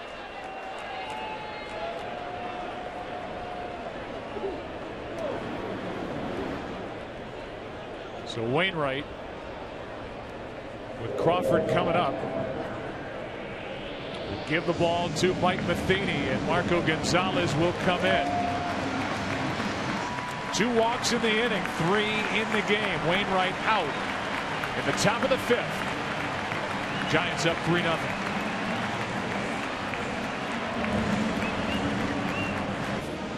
Leaves with 2 on and gives way to the rookie left-hander Marco Gonzalez, who was the Cardinals' first-round pick last year out of Gonzaga. Gonzalez with 2 wins this postseason. He got the win in game 1 in the division series. Kershaw getting the start that game. The win in game number 4 with Kershaw getting the start in that game for the Dodgers. Look how young he looks. Baby face. He's got electric stuff though. Good changeup. 2 on, 2 out. Ball 1 outside to Crawford. Joe, I just think when you see Adam Wainwright with more walks than strikeouts and not able to put away hitters. 27 pitches he threw with 2 strikes. Got 1 swing and miss. The 1 bunt through by Bumgarner. It's not the same pitcher. Strike 2. Whether that's fatigue, dead arm period, some more elbow issues, only Adam Wainwright knows. That is not his A game. He felt something in the back of his elbow in the middle part of the year. The Cardinals gave him a start off. After that rough August, he came roaring through September and was the pitcher of the month, but he does not look like the same guy. Gonzalez in this role here in the big leagues in the postseason, coming out of the bullpen trying to get a big out with a left-handed batter at the plate. Typically a starter. They took him. He didn't profile as a typical Cardinal pitcher just because he was left-handed. They draft right-handers. Here's a 1-2. You know, I'm watching Brandon Crawford hit off the left-handers, and Barry Bonds worked with him in spring training. You know, they had Barry in spring training. He worked with their left-handed hitters facing left-handed pitchers. It had a major impact, profound effect on him, Brandon Pelt, all the left-handed hitters facing left-handed pitchers, giving them a better game plan and a better approach. Results may not be there in numbers, but they feel more comfortable. Here's a 1-2. 2-2. See already, not your typical relief pitcher coming into a game, really a starting pitcher with starting pitcher stuff. In other words, you have to prepare for 5 different pitches, 2 different breaking balls, 2 different fastballs, and as you said, Joe, the outstanding changeup.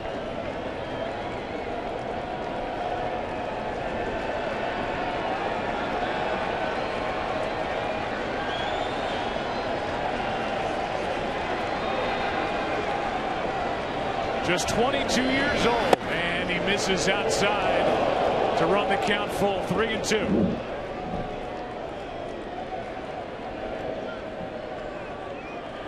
On deck, another left-hander, Ishikawa.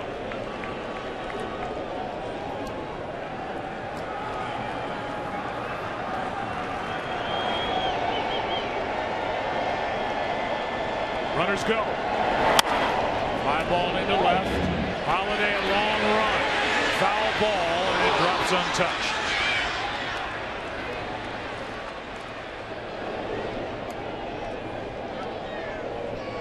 As everybody resets, we'll give you a chance to see where these games can be found. Game 2 tomorrow at 7:30 Eastern on Fox Sports 1. Fox Sports 1 on Tuesday afternoon in Game 3 in San Francisco. Fox Sports 1 all the way until Game 6. I think the tricky one there is Game 3, 4 o'clock Eastern, 1 o'clock Pacific.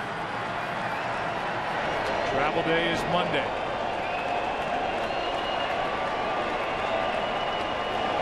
Here is another 3-2.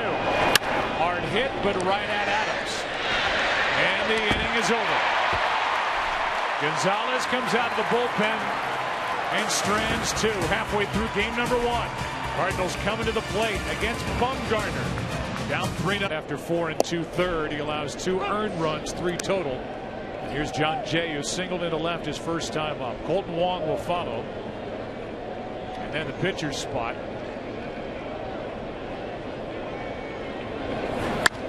Jay, who singled into left his first time, fouls it left side. Now he's in the hole, 0-2. And Pablo Sandoval playing him in, way in. He's trying to shoot it right by him.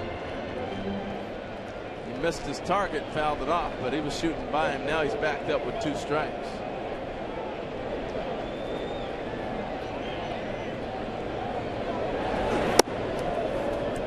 Ball 1. Yeah, Harold, I wasn't a big fan of that. John Jay really not a big bunter. You just need to show, maybe even with the bag, just to take it away. But the way he uses that 5.5 hole, I wouldn't give up so much ground to come that far in. Carlos Martinez getting loose. Ball 2 bounces into Jay. I'm with you on that. Because you know Bumgarner's going to attack. And his swing is that inside out and shoot it between the shortstop and third baseman. As you say, the 5.5 hole.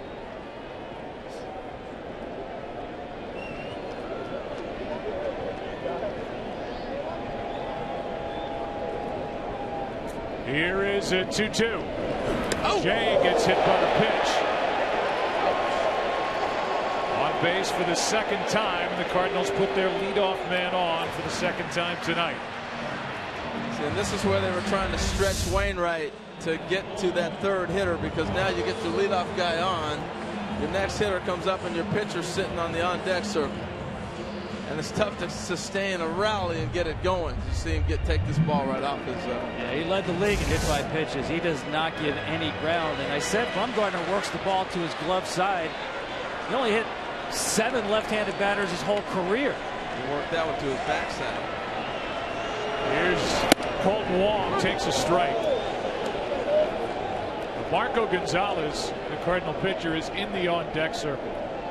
Do you expect him to hit? Probably not. Not with Carlos Martinez getting loose, but Gonzalez can hit.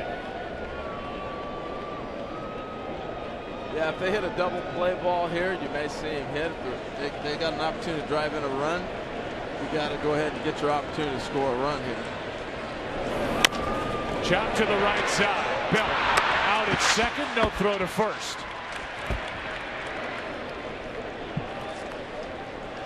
Gonzalez will walk to the plate.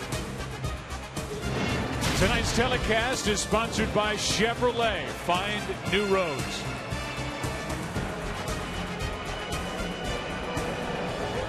Now, as much as you like the National League game, this is what you don't like. He may go up here and blank. I'm assuming that's what Jose Aquino just talked to him about. And talk about rolling out the third baseman. You'll see Sandoval basically come down his neck right here. Cardinals playing for 1 run right here, down 3. I remember when I was a kid, Pete Rose was doing that. I thought it was the coolest thing ever. I was like, look where he's playing Mickey Rivers. Remember that? All the way in, down his throat. Here's a bunt. Fouled back. You saw the numbers. 3 out of 10 swing of the bat for the rookie Gonzalez. It was a good hitter in college. This is obviously a long way from Gonzaga. Sure is. Well, you know, they work a lot on bunting, and right here, this situation, the best thing to do is bunt it towards first base, but with a left-handed pitcher, it's hard to stay in there and get that bunt down. So they're playing right in their hands right here.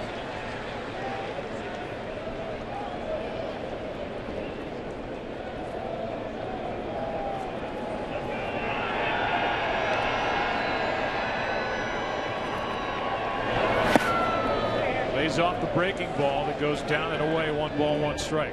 And you notice Wainwright did the same thing. When he got ahead in the count, knew a guy was bunting, he started throwing him breaking pitches. Because the first thing a guy's going to do is spin around quick looking for that heater. Oh, it's a breaking ball. It's been an effective tool. Brandon Belt, the first baseman for the Giants, just came in to talk to Bumgarner. He's over there holding against Colton Wong. And he's basically telling him, I'm going to break as soon as you lift your legs, or maybe I'm going to stay if you throw over, but I want to let you know what I'm doing ahead of time. The bunt. Bumgarner thought about second, gets the out at first. Down to second is Wong, 2 away. Perfect bunt back to the pitcher, because that's exactly what the conversation was, Joe. Belt busts immediately, and he's charging in because he's expecting him to bunt this ball at first base. And he's got nowhere to go at third. He deadens it right in front of the plate. See where Belt is at? He was already sprinting in. If he bunts it there, he's got the left-hander with the perfect throw to second base to get the out. So it ends up being a great bunt. Here's Carpenter. Well, that's tremendous confidence. A, in Marco Gonzalez, leaving him in the game by giving up the out with 1 out already in the inning. And B, or 2, for Matt Carpenter to deliver a 2-out hit. Ball 1 outside. You're down 3 to Madison Bumgarner. You're giving up an out and counting on a 2-out hit. Yeah, but that's not as surprising in a National League game, though. I know what you're saying. I maybe in August or May. Would you have gone a pinch hitter there? Is that what you're saying? Or? Certainly would have thought about it. Deep bullpen. Everybody's rested and available. Day off after game 2. Carpenter gets under it, lifts it into right. Coming to get it, Hunter Pence. Hat gone, ball in glove, and the inning is over. A leadoff hit batsman. Bumgarner gets around it, doing his thing on a Saturday in St. Louis. Here's Ishikawa. He's made a nice diving catch out in left field tonight. He also has 2 hits, including an RBI. Rosenthal is with us. We'll go down to him after this next pitch from Gonzalez. It's a strike, 1-1. Kenny. Joe, what's amazing about that catch is that before the postseason, Ishikawa had made only 3 starts in the major leagues in left field, all with the Giants during the final week of the regular season. He said that if Bruce Bochy trusted him to play left, he might as well trust that Bochy had the right idea. And this is a player, guys, who appreciates where he is. He started Game 4 of the 2010 World Series for the Giants, then bounced between 5 different organizations before rejoining the team as a minor league free agent in April. Here's a 1-2. That's outside. 2 balls, 2 strikes. Yeah, when we were going over the rosters and looking at the names, and I was going, hold on, Cal was a first baseman. I was puzzled. I was lost by that. He has rewarded Bruce Bochy's faith with 2 hits, the first RBI, while Michael Morse, who hit 16 home runs during the regular season, has worked his way back from an oblique strain. He's on the roster but not starting. 3-2 pitch on the outside corner, struck him out. 1 away here in the 6th. When you hear that phrase, look at the tilt, that side shot of the replay would give you a perfect idea of what they're talking about with tilt. The guy getting on top of a baseball, and the ball coming down to a hitter. Now it's Bumgarner, takes a strike. Madison lined out with the bases loaded back in the 2nd, struck out, trying to bunt in the 4th.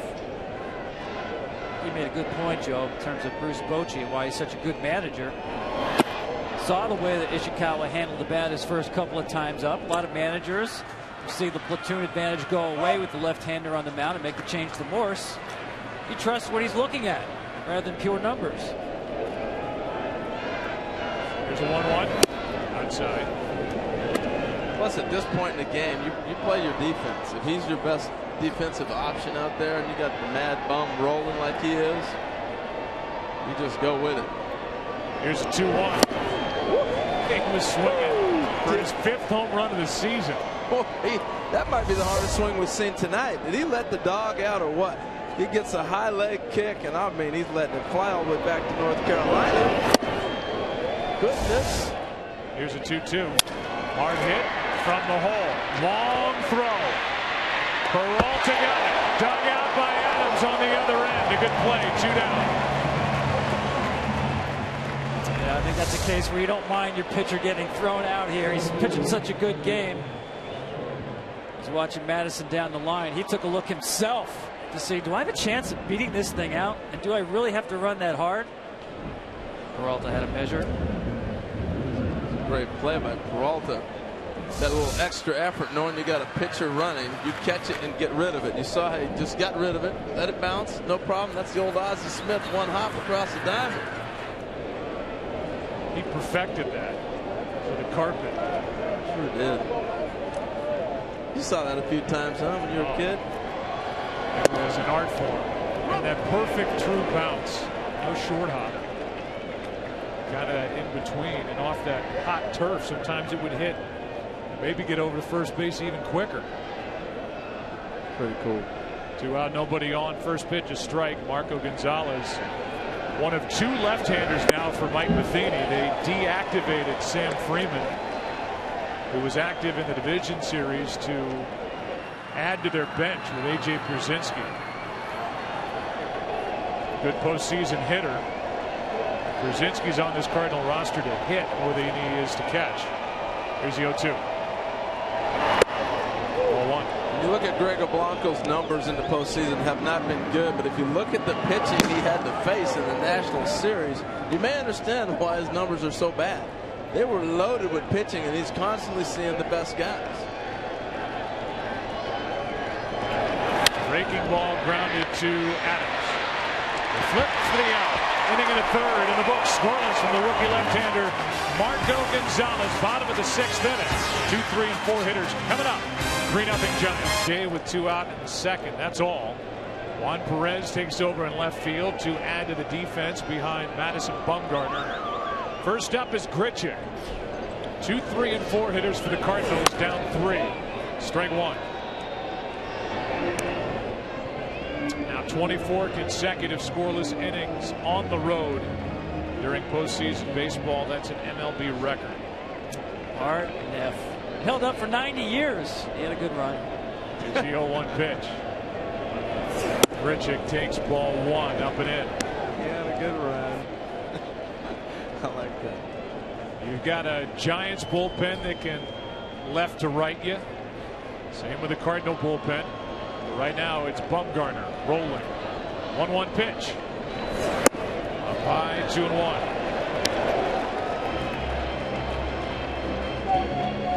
It's been economic, 74 pitches. Just overpowering stuff tonight. Been in control the whole time, not really a threat.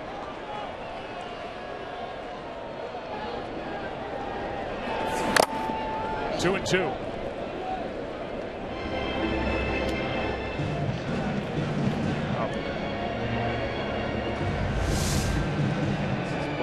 How hard this ball hits Posey's mask.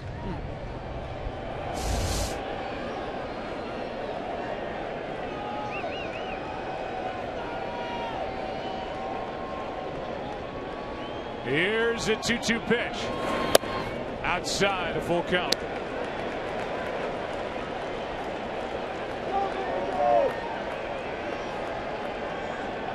This is where their lineup matches best with Bumgarner. You got the right-handers that got a chance to do some damage. It's a big half inning. Grichuk, Holiday, Peralta. 3-2. Popped up. Foul territory. Buster Posey. 1 away. Well, Harold, you talked about creating angles. Nobody creates angles like Madison Bumgarner because of that slingshot delivery. Here's the center line to the plate. He's going to release the ball about 3 feet towards first base, creating this angle to the plate. And again, it's not something you will see from the starting pitcher, and that ball just runs in on Grichuk. Now, earlier this season, Bumgarner was all the way on the first base side of the rubber, and he was 4 feet outside the center line. And now, as you see with that pitch right there, by getting more towards the center of the rubber, he's able to get the ball to both sides of the plate. Now he deals with Holiday. First pitch of ball. And now another 2-0. Joe, I know you know this, but assuming 60 feet and throwing the ball 3 feet off center, that angle he creates is 3.34 degrees. I know he releases it a little farther than 60 feet, but using that as your base, 60 feet, 3.34 degrees. Here's a 2-0. In the air to center. Holiday got underneath it. Blanco 2 out. MLB fans, join the biggest 7th inning stretch with your best Take Me Out to the Ball game. It might be featured in Game 4 of the World Series. So was that 3.34 feet or was that 4 feet on that one? Now, in the interest of full disclosure, I did not do the math, of course. I had my son do the math. My goodness. At least you kept it in the family. Yeah, There's nobody in the Buck family that could have come up with that. I say that with total confidence. He didn't even ask me. He went straight to you. He knew I didn't have the answer. 2 out, nobody on. Here's Peralta dealing with those angles and degrees and a swinging strike to Johnny, who's 0 for 1 with a walk. 5 strikeouts tonight for Bumgarner, the hit batsman. A couple Stanford grads in the Reynolds family. I don't think they'd get that. I'm sorry. It's good stuff, Tom.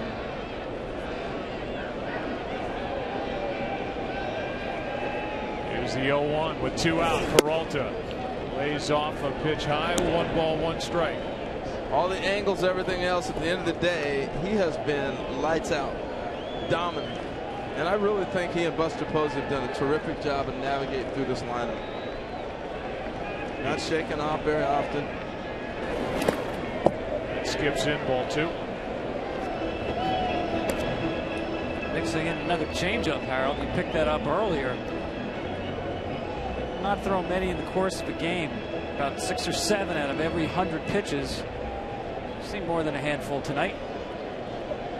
Well, it's a nice pitch that keeps the hitters honest. And now he's got him off the cutter. He's thrown the 4-seamer. He's got the break. That gives you 4 pitches to worry about.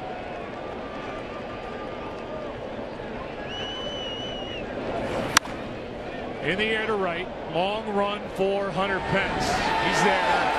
And a 1-2-3 6th inning for Madison Bumgarner.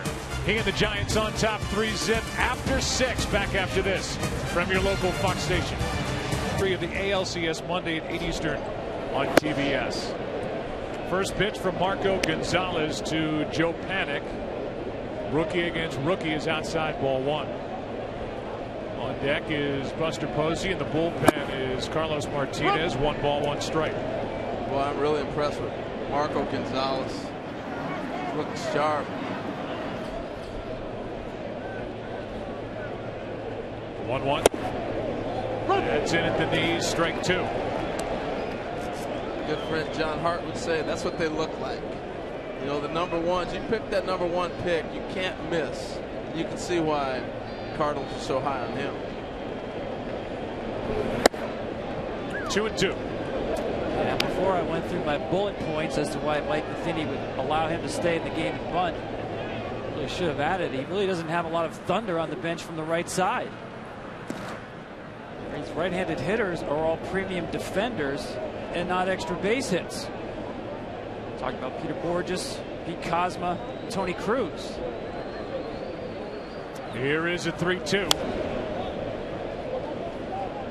Here's a pitching matchup for tomorrow night, game 2. Jake Peavy, who's 1-0 this postseason, taking on Lance Lynn. Got a no decision in game 2 of that division series, pitching out in LA. Peavy so good against the Nationals.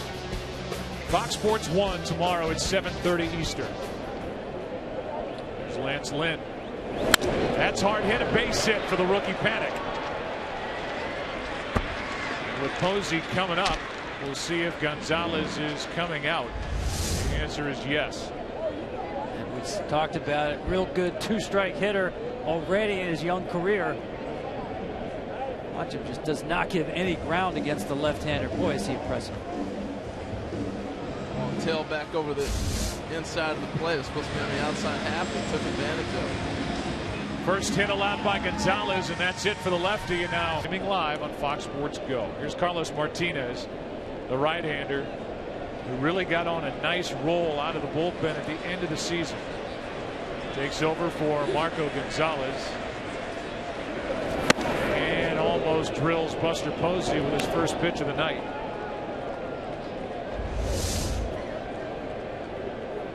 Hello, my name is Carlos Martinez. That's how a ball just gets away. You saw he's on top of the baseball with the fingers, and it just kind of got off to the side and ran in. Posey 1 for 3. Panic on at first with nobody out. Giants already leading 3-0 in the 7th. Here's a 1-0. On the inside corner, strike 1. Switch hitter on deck, Sandoval.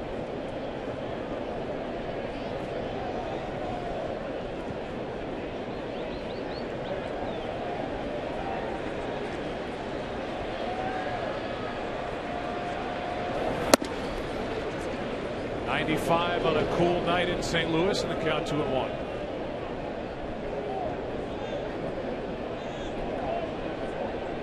We had a red moon the other night. What color would you call that? Cream. Yellow. There's a 2-1. Hard hit in the air to center. Jay to his left. 1 out. You really got to watch John Jay play every day to appreciate him, particularly as a defensive player.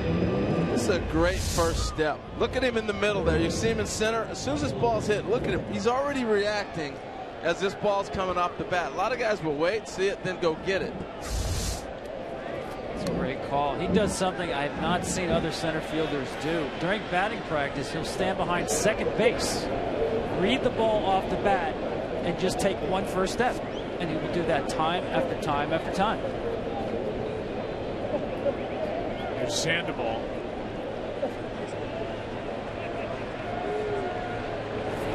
Hard hit, base hit through the right side. Panic will turn, but stop. And it's 2 on with 1 out. And Sandoval has been on base 4 times tonight. Postseason comes around, he is a handful.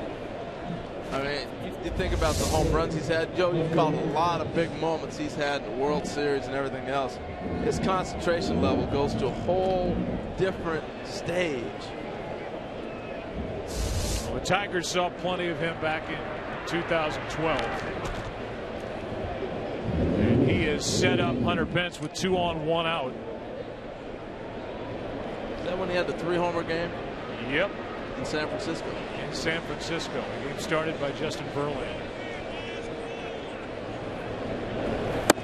That is a strike on the outside corner to Pence. You know, one of the great things about doing this is we get to visit with players before the game. We visit with the managers. We get to visit with players. And we visited with Hunter today. And I don't know about you guys, but man, I was so impressed. It was such a delight to talk to him. Here's the 0-1 off the end of the bat. He is such a rare guy. As you talk about him addressing the crowd at AT&T Park, I mean, that's a special gift. And this team really, I know Posey is the easy guy to point to, but they get a lot of lift from Hunter Pence. You sure do. That speech in San Francisco, any Giant fan who was at that game or watched it, it was amazing. Here's the 0-2. A strikeout on 3 pitches, 2 down. He said sometimes he will take a shot. You know, right here he's looking for a fastball. Ends up being a cutter, and he's just taking a shot, anticipating this ball being where he wants it. It runs off, and oh well, you're gone. But he said sometimes I will take a shot, and this is one of those opportunities. He took a shot, didn't work out. Shot meaning a pitch that he thinks is coming. I'm gonna let it fly. Now Belt had a nice night. He has singled, hit a sac fly, and walked. Ball 1.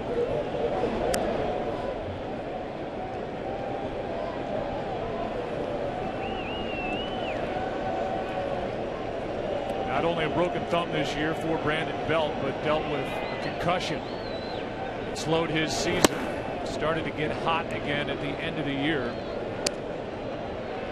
Comes into this game having gone 5 for 18 in that 4-game set against the Nationals. The biggest adjustment he has made is being able to pull the ball. When he first came to the big leagues, he took everything inside out. And you could pound him on his hands. Now he'll get the bat head out and pull it. Here's a 2-0. 3-0. Yeah, he would tie himself up, and primarily with his grip. Really, in the second half of last season, changed his grip from a grip where it was really deep in his hands, really not a lot of flexion in his wrists, to one where it was more in his fingers. He got that talking to Dominic Brown of the Phillies. Choke getting loose. A strike to make it 3-1 with another left-hander, Crawford, on deck. That's a 3-0 strike right there, Harold.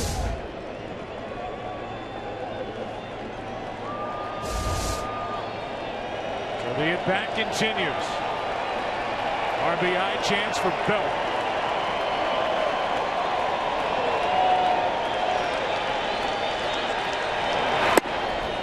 That will load him up. Martinez snaps at it. We'll see if Mike Matheny is going to go back to his bullpen. This is the one time he likes to use Choate, the left-handed specialist, to get the lefty out. You know they're not going to pinch hit Brandon Crawford. So I think he might make that move. Out is Matheny. Crawford coming up. Bullpen door is open, and the call's been made. It'll be Choate, the lefty, against Brandon Crawford, with the bases loaded and 2 out here in the 7th. Here's Randy Choate with the bases loaded, 2 out, and Brandon Crawford coming up. Let's go back to that wild card play-in game against Volquez. Grand slam. And that loud crowd in Pittsburgh taken out of it. Madison Bumgarner did the rest. Pitching a complete game shutout. Now Crawford, for the 2nd time in this game, batting with the bases loaded. Struck out his first time back in the 2nd. And he's jammed here. Wall with a flip, and the inning is over. Keeps it 3-0, and it's time to stretch in St. Louis. All of the scoring happening back in the 2nd and the 3rd innings. How did it happen? Here is Adams leading it off in the 7th. He has struck out twice. Bumgarner has carved him up. Strike 1. Yeah, he's really had a tough time with him. I think he helped establish kind of Bumgarner's strike zone. He's had the slider working against him. He fell into a nice rhythm against Adams. We'll see Adams attacking the first pitch right there.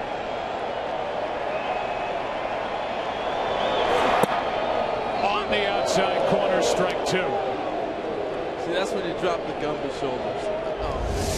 You're feeling good, you take the first swing, then he comes back and paints something on the black. Like, now I'm 0-2. And threatening to strike out for the 3rd time tonight. Bumgarner has struck out 5. Down the left field line, slicing foul, and it will get out of play.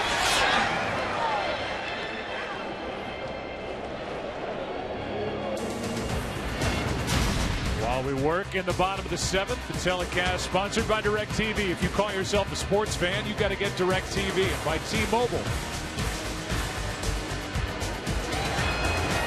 Cool night in St. Louis.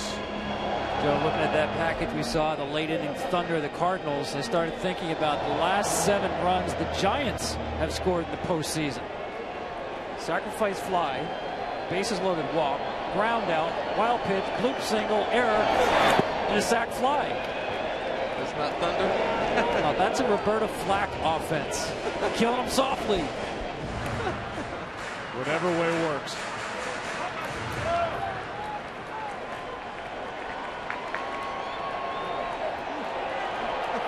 See where the infielders are playing Adams to pull with a count of 1-2. Bumgarner. Adams reaching for it. Little fly ball into right. Hunter Prince, 1 away. That's good communication right there, because the second baseman, because of the shift so deep, normally would have no problem at all with Hunter Pence catching that ball. Now you're going into communication problems because he starts off so deep.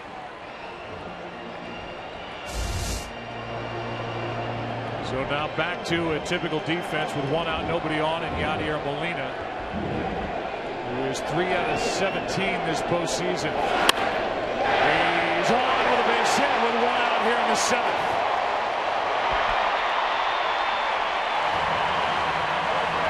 He picks his spots. You know, we've watched him take the first pitch every at bat, and now he comes up in the 7th, 3rd time around, and says, all right, you're going to throw me that fastball, and I'm going to be ready for it.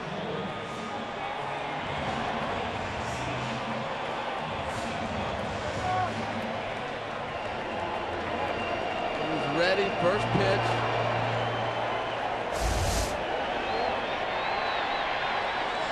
Bullpen is quiet for the Giants as John Jay stands in. Strike 1. And again, we've got Sandoval rolled up way too far at third base. I'm with you. John down 3 runs here. Not a bunt situation, and even if you can honor the bunt a little bit, you can do that from farther back. He's not going to try to bunt if you're even with the base. Well, and as a hitter, it opens up that hole. All you're doing is trying to shoot it right by him. He is not going to react if you hit a ball hard at him. No way. And on top of that, Bumgarner has been working John Jay away all night. Absolutely, and that plays right into the same thing. So you think you'd back him up, knowing they're going to pitch him away. He's not going to run first. You can almost see Jay trying to serve it into left field. Now he's in the hole 1 and 2. Again, it's a pitcher who's comfortable throwing the ball naturally to the glove side, to a hitter who likes the ball away. The one time he did try to come in on Jay, he hit him with the pitch. Jay knows that. If he's already hitting, he knows he's going to be going away.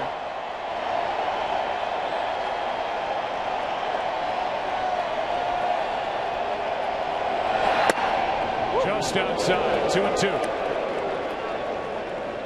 in the old days, the 1 and 2, they was not together right there. We got back to 1. We just had a visitor in the booth. 2 and 2, 1 on, 1 out. Security.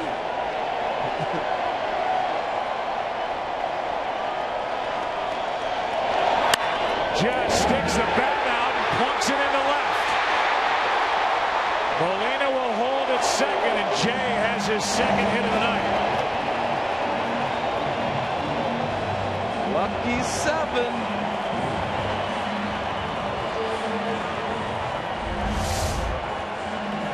Not the typical inside-out left field stroke we've seen from Jay. Works just as well. Couldn't have thrown it any better. And now with 2 on and 1 out, another left-handed batter, Colton Wong, who's 0 for 2. Here comes Dave Righetti, the pitching coach for the Giants in his 15th year in that capacity.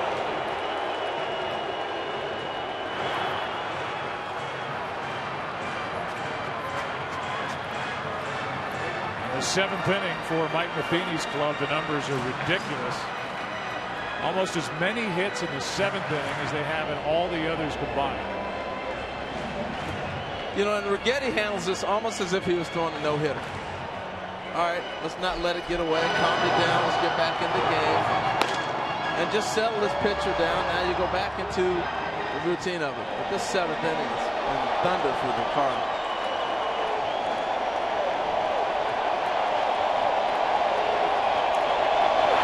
Strike 1 on Wong.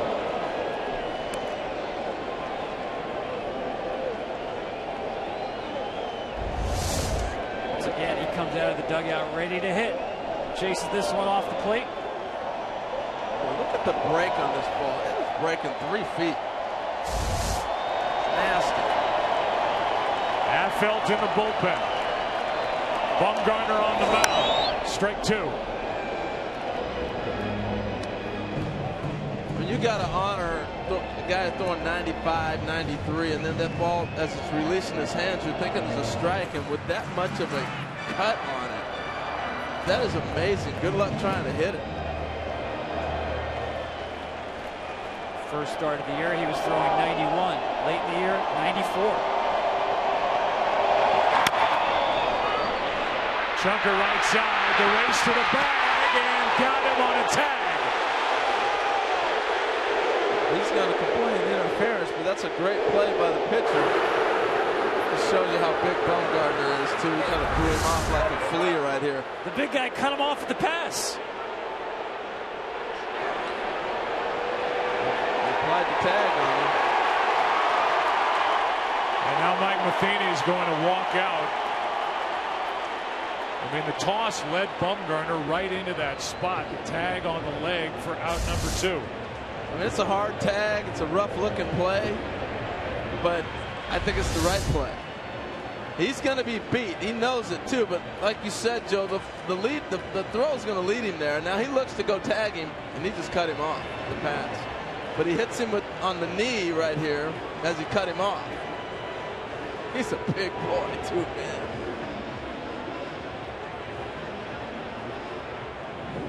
So Mike Matheny is still talking to the first base umpire, Bill Welke. And you can see that Mike Matheny is asking to challenge it. Well, I think he wants the umpires to get together here to see if somebody else had an angle. I think right, they're going to challenge. Yeah. I mean, why not take a shot, right? Yeah, it could be impeding his progress and opportunity to hit the bag, so that may be what they're saying. Yeah, I'm with you though, Harold. Looked like that throw just took the fielder into the runner. He's got it right to the ball to catch the throw. We'll see. Play under review is presented by Samsung. So the crew chief is Jerry Davis, and that's what they're looking at.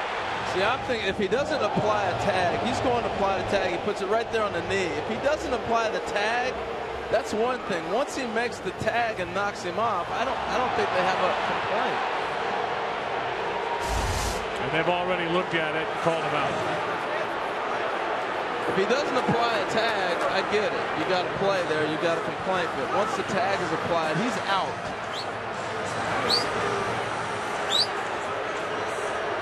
So now with runners at second and third, 2 out, the batter will be Tony Cruz.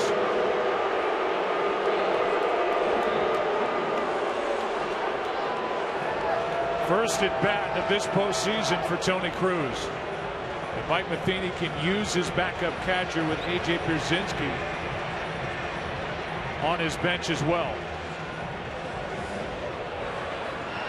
This was the biggest difference in the benches in the last series with the Dodgers and the Cardinals, and we'll see it here with the Giants. The thunder that comes off the bench for the Cardinals. You're looking for a base hit here to keep it going, but you don't have that 3-run homer guy on the bench. Maybe Oscar Taveras if he runs into one.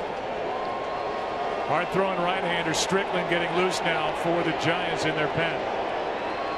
Second and third, 2 out. Strike 1. So no meaningful at-bats for Tony Cruz since the regular season ended, and he is off the bench and dealing with Madison Bumgarner. And about to face Madison's 100th pitch of the night. I think you have to look in this at-bat against Bumgarner. 1 ball, 1 strike. We've talked about his ability to use both sides of the plate.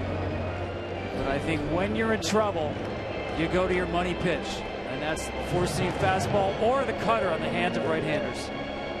That's a great call, Tom. I think you're absolutely right.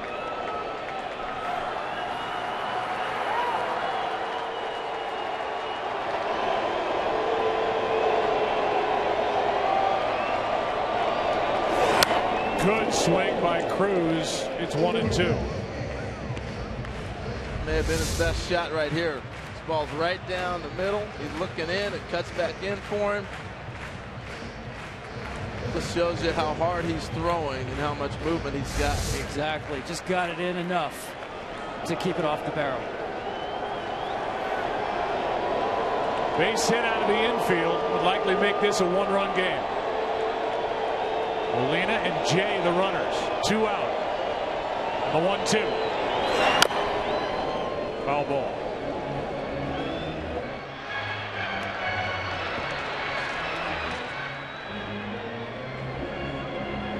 Cardinals will need a new pitcher when they take the field in the 8th. Seth Maness is the one getting loose.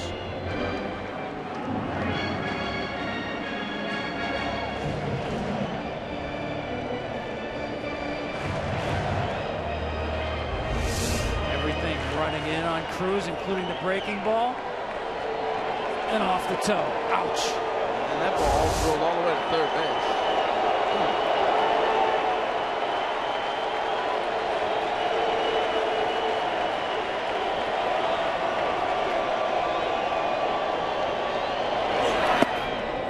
2-2. I think that is just a pitch to show. They want to get him out in. That was just maybe give him another thought. They're going to come back in hard here.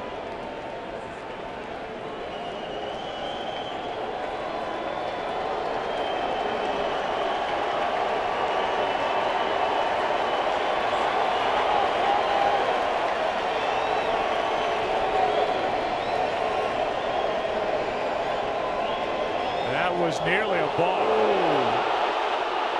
Yadier Molina was calling for it, but none of the umpires were. That's a ball. I don't know how he got away with that unless there was timeout called somewhere on the field. Once you start your delivery, you need to continue the delivery.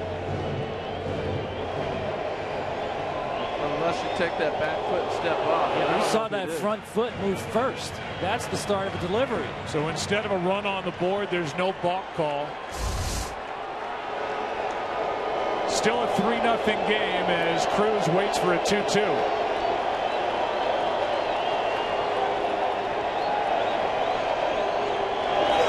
And a strikeout follows. Bumgarner has shut out the Cardinals on 4 hits through 7. They have gotten away with a balk in the inning. Bumgarner pumped up. He and the Giants lead 3-0 into the 8th. We go in game 1. Got away with a balk. Here's Seth Maness, takes over first at bat of the night for Juan Perez, who took over to improve the defense. Batting the spot held by Travis Ishikawa, who had a nice night. Here's a ground ball to short, through hot for Peralta. 1 out, and back to what looked like the balk in the bottom of the 7th. Yeah, watch the front foot, the right foot of Madison Bumgarner. That will move before he steps back with the left foot. That flinch of the right foot is constituting the beginning of the delivery. Then he must go ahead and throw the pitch. The umpires on the field didn't notice, but somebody did. Yadier Molina saw it right away. And he is going to continue the conversation with Phil Cuzzy, saying, didn't you see that? I saw it from third base. Here's Bumgarner staying in the ball game. He shatters his bat. 2 out.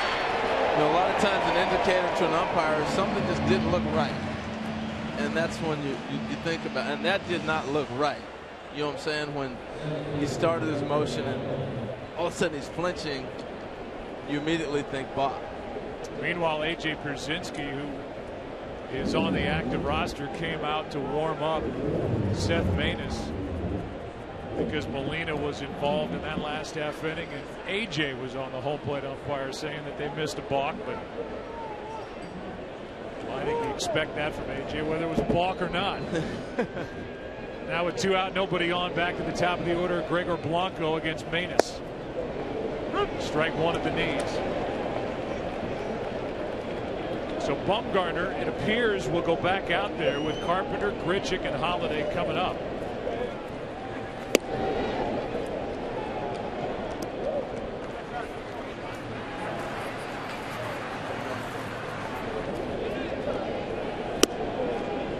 That's ball 2, 2-1. It looks to me, Joe, like Bumgarner just kind of rethought the pitch he wanted to throw and wanted to reboot. You know, a lot of times when you have runners on base and you're using combination signs, you think you have what you have, and then all of a sudden another sign goes down and throws off your rhythm. I think that might have been what happened there. Here's a 2-2.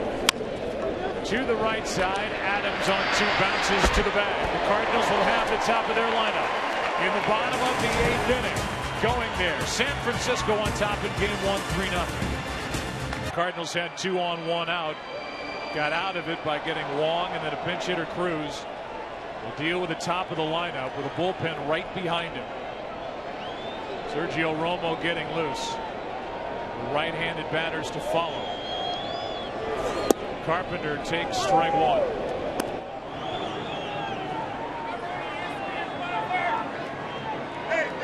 Former closer, now setup reliever Sergio Romo. Switched jobs with Santiago Casilla midway through the season. They switched it the other way last time the Giants won it all back in 2012 when Romo took over as the closer. Now to count 0-2. I think you run it out with Bumgarner as long as you can. Even, obviously they're waiting to see if a man gets on or not. He's got a 3-run lead. He's throwing terrific. The pitch count comes into play, Joe. 106.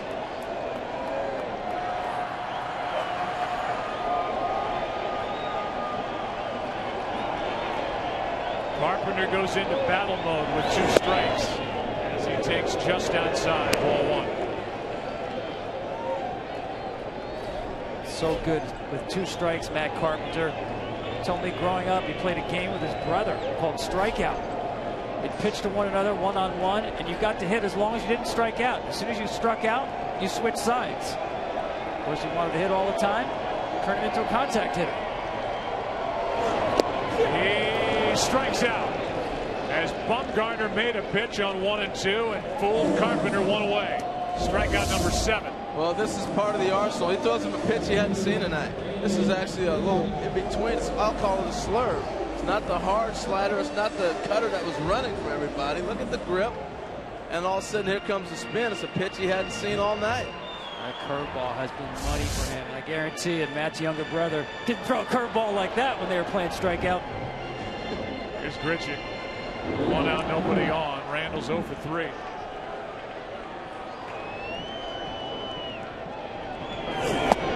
Ball 1 down and in.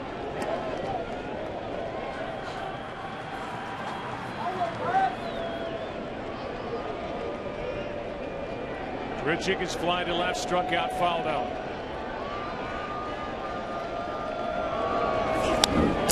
1 ball, 1 strike. A reminder, fans, upload your best Take Me Out to the Ball Game. You might be featured in Game 4 of the World Series. The movement of Madison Bumgarner's pitch is amazing. I know it's great on TV, but here in the ballpark, the movement that these hitters are trying to hit is incredible. 2-1. Curveball away. And then he'll come back with that hard ball in on his hands, either a fastball or a cutter that's going to run for about 6 to 8 inches. And it is hard to pick up.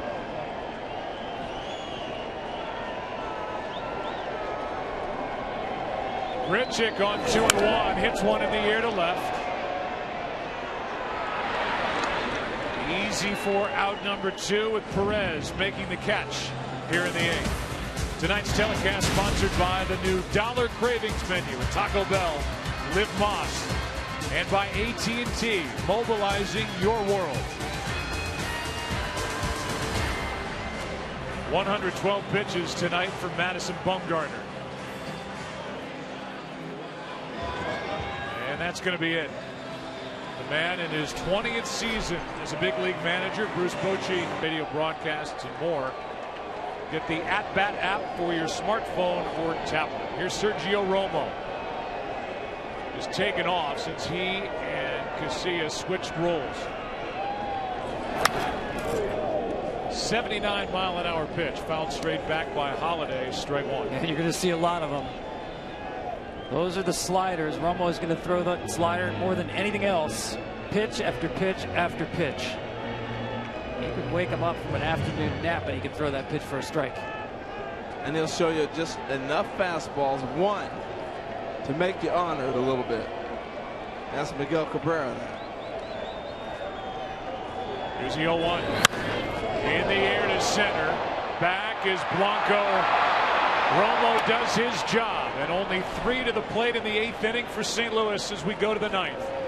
In game 1, San Francisco with 2 in the 2nd, 1 in the 3rd. And the pitching of that man, Madison Bumgarner, lead it 3-0. So well. The number 1 for the San Francisco Giants is Madison Bumgarner, who does more of what Giants fans have come to expect.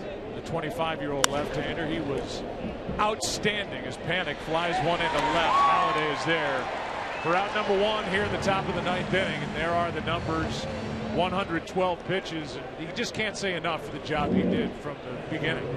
Well, he was fantastic from pitch 1. But, Tom, I think the big thing, the record he set. Oh, it's amazing. This guy puts the O in October. 26 2/3 consecutive scoreless innings on the road in the postseason. I mean, think about that. The hardest thing to do, obviously, pitch in the postseason. It ratchets up the pressure when you're on the road, and he answers the bell every time. Winning on the road. Good pitching helps, huh?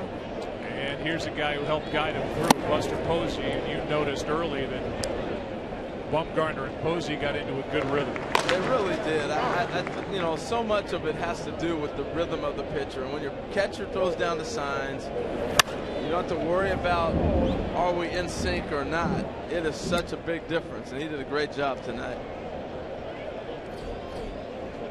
1 ball, 2 strikes, the count on Posey, who tonight is 1 for 4 with Sandoval on deck. He just never had the feeling, even though a couple of times runners on base, that he was truly in trouble. Looking back on the 23 outs that he got, only 5 were on the ground. One of those on a bunt sacrifice. It just seemed like the ball was moving off the barrel, and he was inducing these weak pop-ups and fly balls that don't stretch or test the defense at all. Well, I know they threw 4 left-handers in the lineup and thought they might have a chance, but he ate them alive tonight, too. He just pitched great. Taking it off the top of the plate is Posey. 1 for 5, 2 out. Sometimes you're going to run into that buzzsaw, and that's what happened with Bumgarner. He was clicking. How about this guy, Joe? You see him play a lot of postseason baseball. Does he still marvel you at the stuff he does? I think what has always struck me is that for a guy as big as he is, and he's not as small as he was at the start of the year when he showed up for spring training, having dropped about 30 pounds, put on some of that. But his agility, his ability, as you've already pointed out, to go down and get pitches, what he could do athletically as a big man, a thick guy, I think is incredible. He really is a tremendous athlete. Came in a Giant organization as a catcher. They were able to move him to third base because of his athletic ability.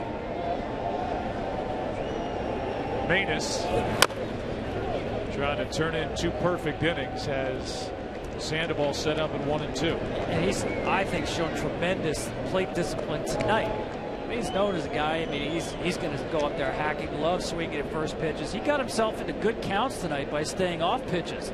Cardinals know the scouting report that he'll chase. Well, he didn't tonight, and he wound up getting some good pitches, and even the not so good ones he hit. 2 out, the base is empty. Sandoval takes one off the top of the plate there. Wong backs up, gets the out. 2 perfect innings by Manus, and the Cardinals in the bottom of the 9th inning will have 4, 5, and 6. Peralta, Adams, Molina trailing here in game 1, 3-0. In the division series. Now it's Santiago Casilla. Look at the ERA. That's a career best as he takes over here in the 9th inning, up by 3. Peralta first up, then Adams, then Molina. Casilla trying to save it for Bumgarner. He would go to 2-1 this postseason, 5-3 in his career.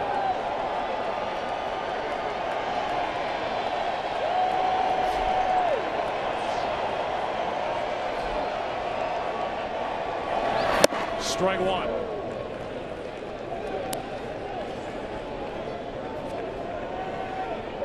Casilla's a guy that's going to live on the edges. He's going to force you to have to go after bad pitches if you want to swing at him. He'll nibble, be on the corner though. Right-handers hit only 161 against him this season. That's generally because of the fastball-slider combination. Power stuff from Casilla. Actually showing some more velocity as the season has gone on.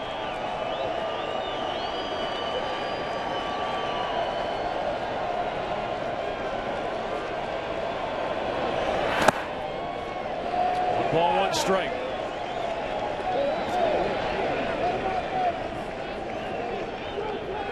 Casilla was part of that bullpen for the LCS in 2012 when these two teams met, as was Romo, as was Affeldt, as was Lopez.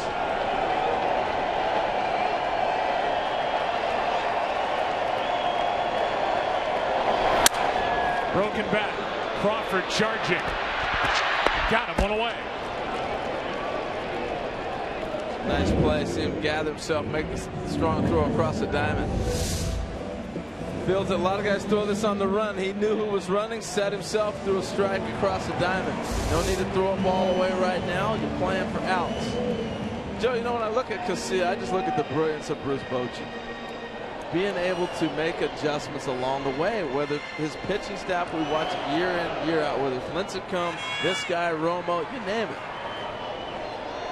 Also had to juggle the lineup because of injuries. As Adams, strike 1. And had Hunter Pence up in that leadoff spot with Angel Pagan battling injury in and out all year. Now they've lost him. They lost him the middle part of September. Playing the rookie panic.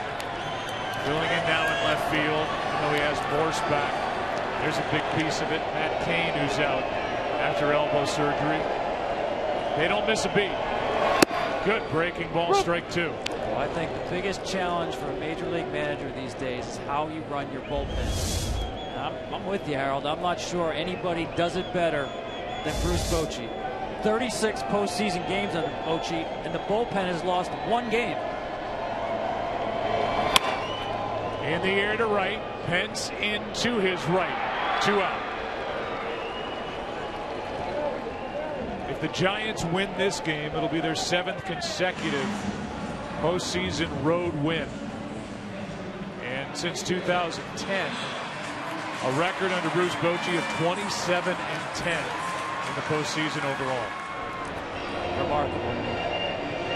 And if they close this one out, they'll be 13-0 when the other team hands them an unearned run.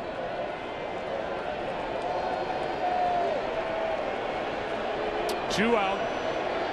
Molina 1 for 3. That's falling in a hurry down the line. Foul and out of the reach of Brandon Belt. Strike 1.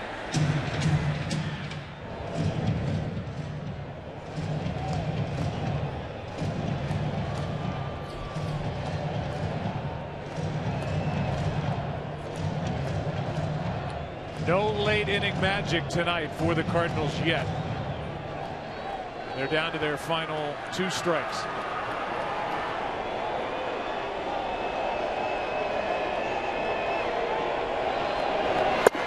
Down to their final strike.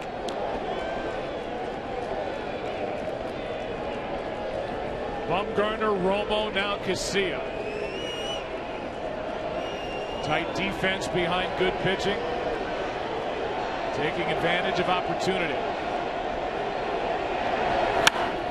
Still 0-2. Living on the corners again. Just being consistent with all his stuff. The fastball and the slider. You know it's coming. But he lives on the corner. He makes you have to chase pitches. And when he gets ahead in the count like this, it's devastating.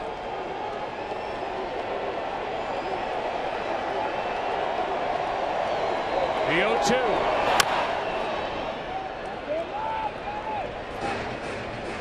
Joe, I think it's easy to chalk this one up if you're St. Louis to Madison Bumgarner.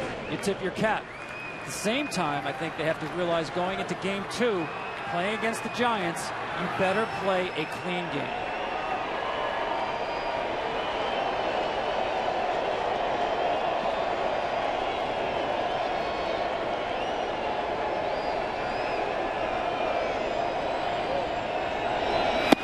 Ball 1.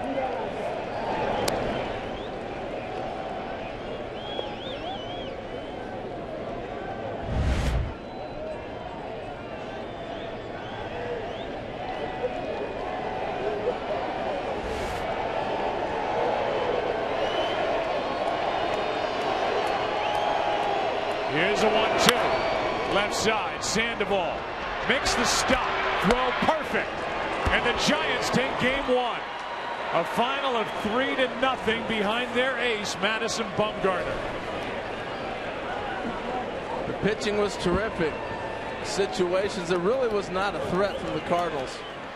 Outside of the inning where they had the balk, other than that, the offense just did not get clicking. You got to credit Bumgarner to the pen and shut this down. Too much Bumgarner, just too good. Love the way he mixed in his breaking ball tonight. How about the pitching for the Giants this postseason? 6 games now. Their ERA is 1.14. And it was Bumgarner tonight with 7 2/3, no runs, 4 hits. A smile from Bruce Bochy. He's already got 2 world championships under his belt. Trying to get another pennant. His Giants take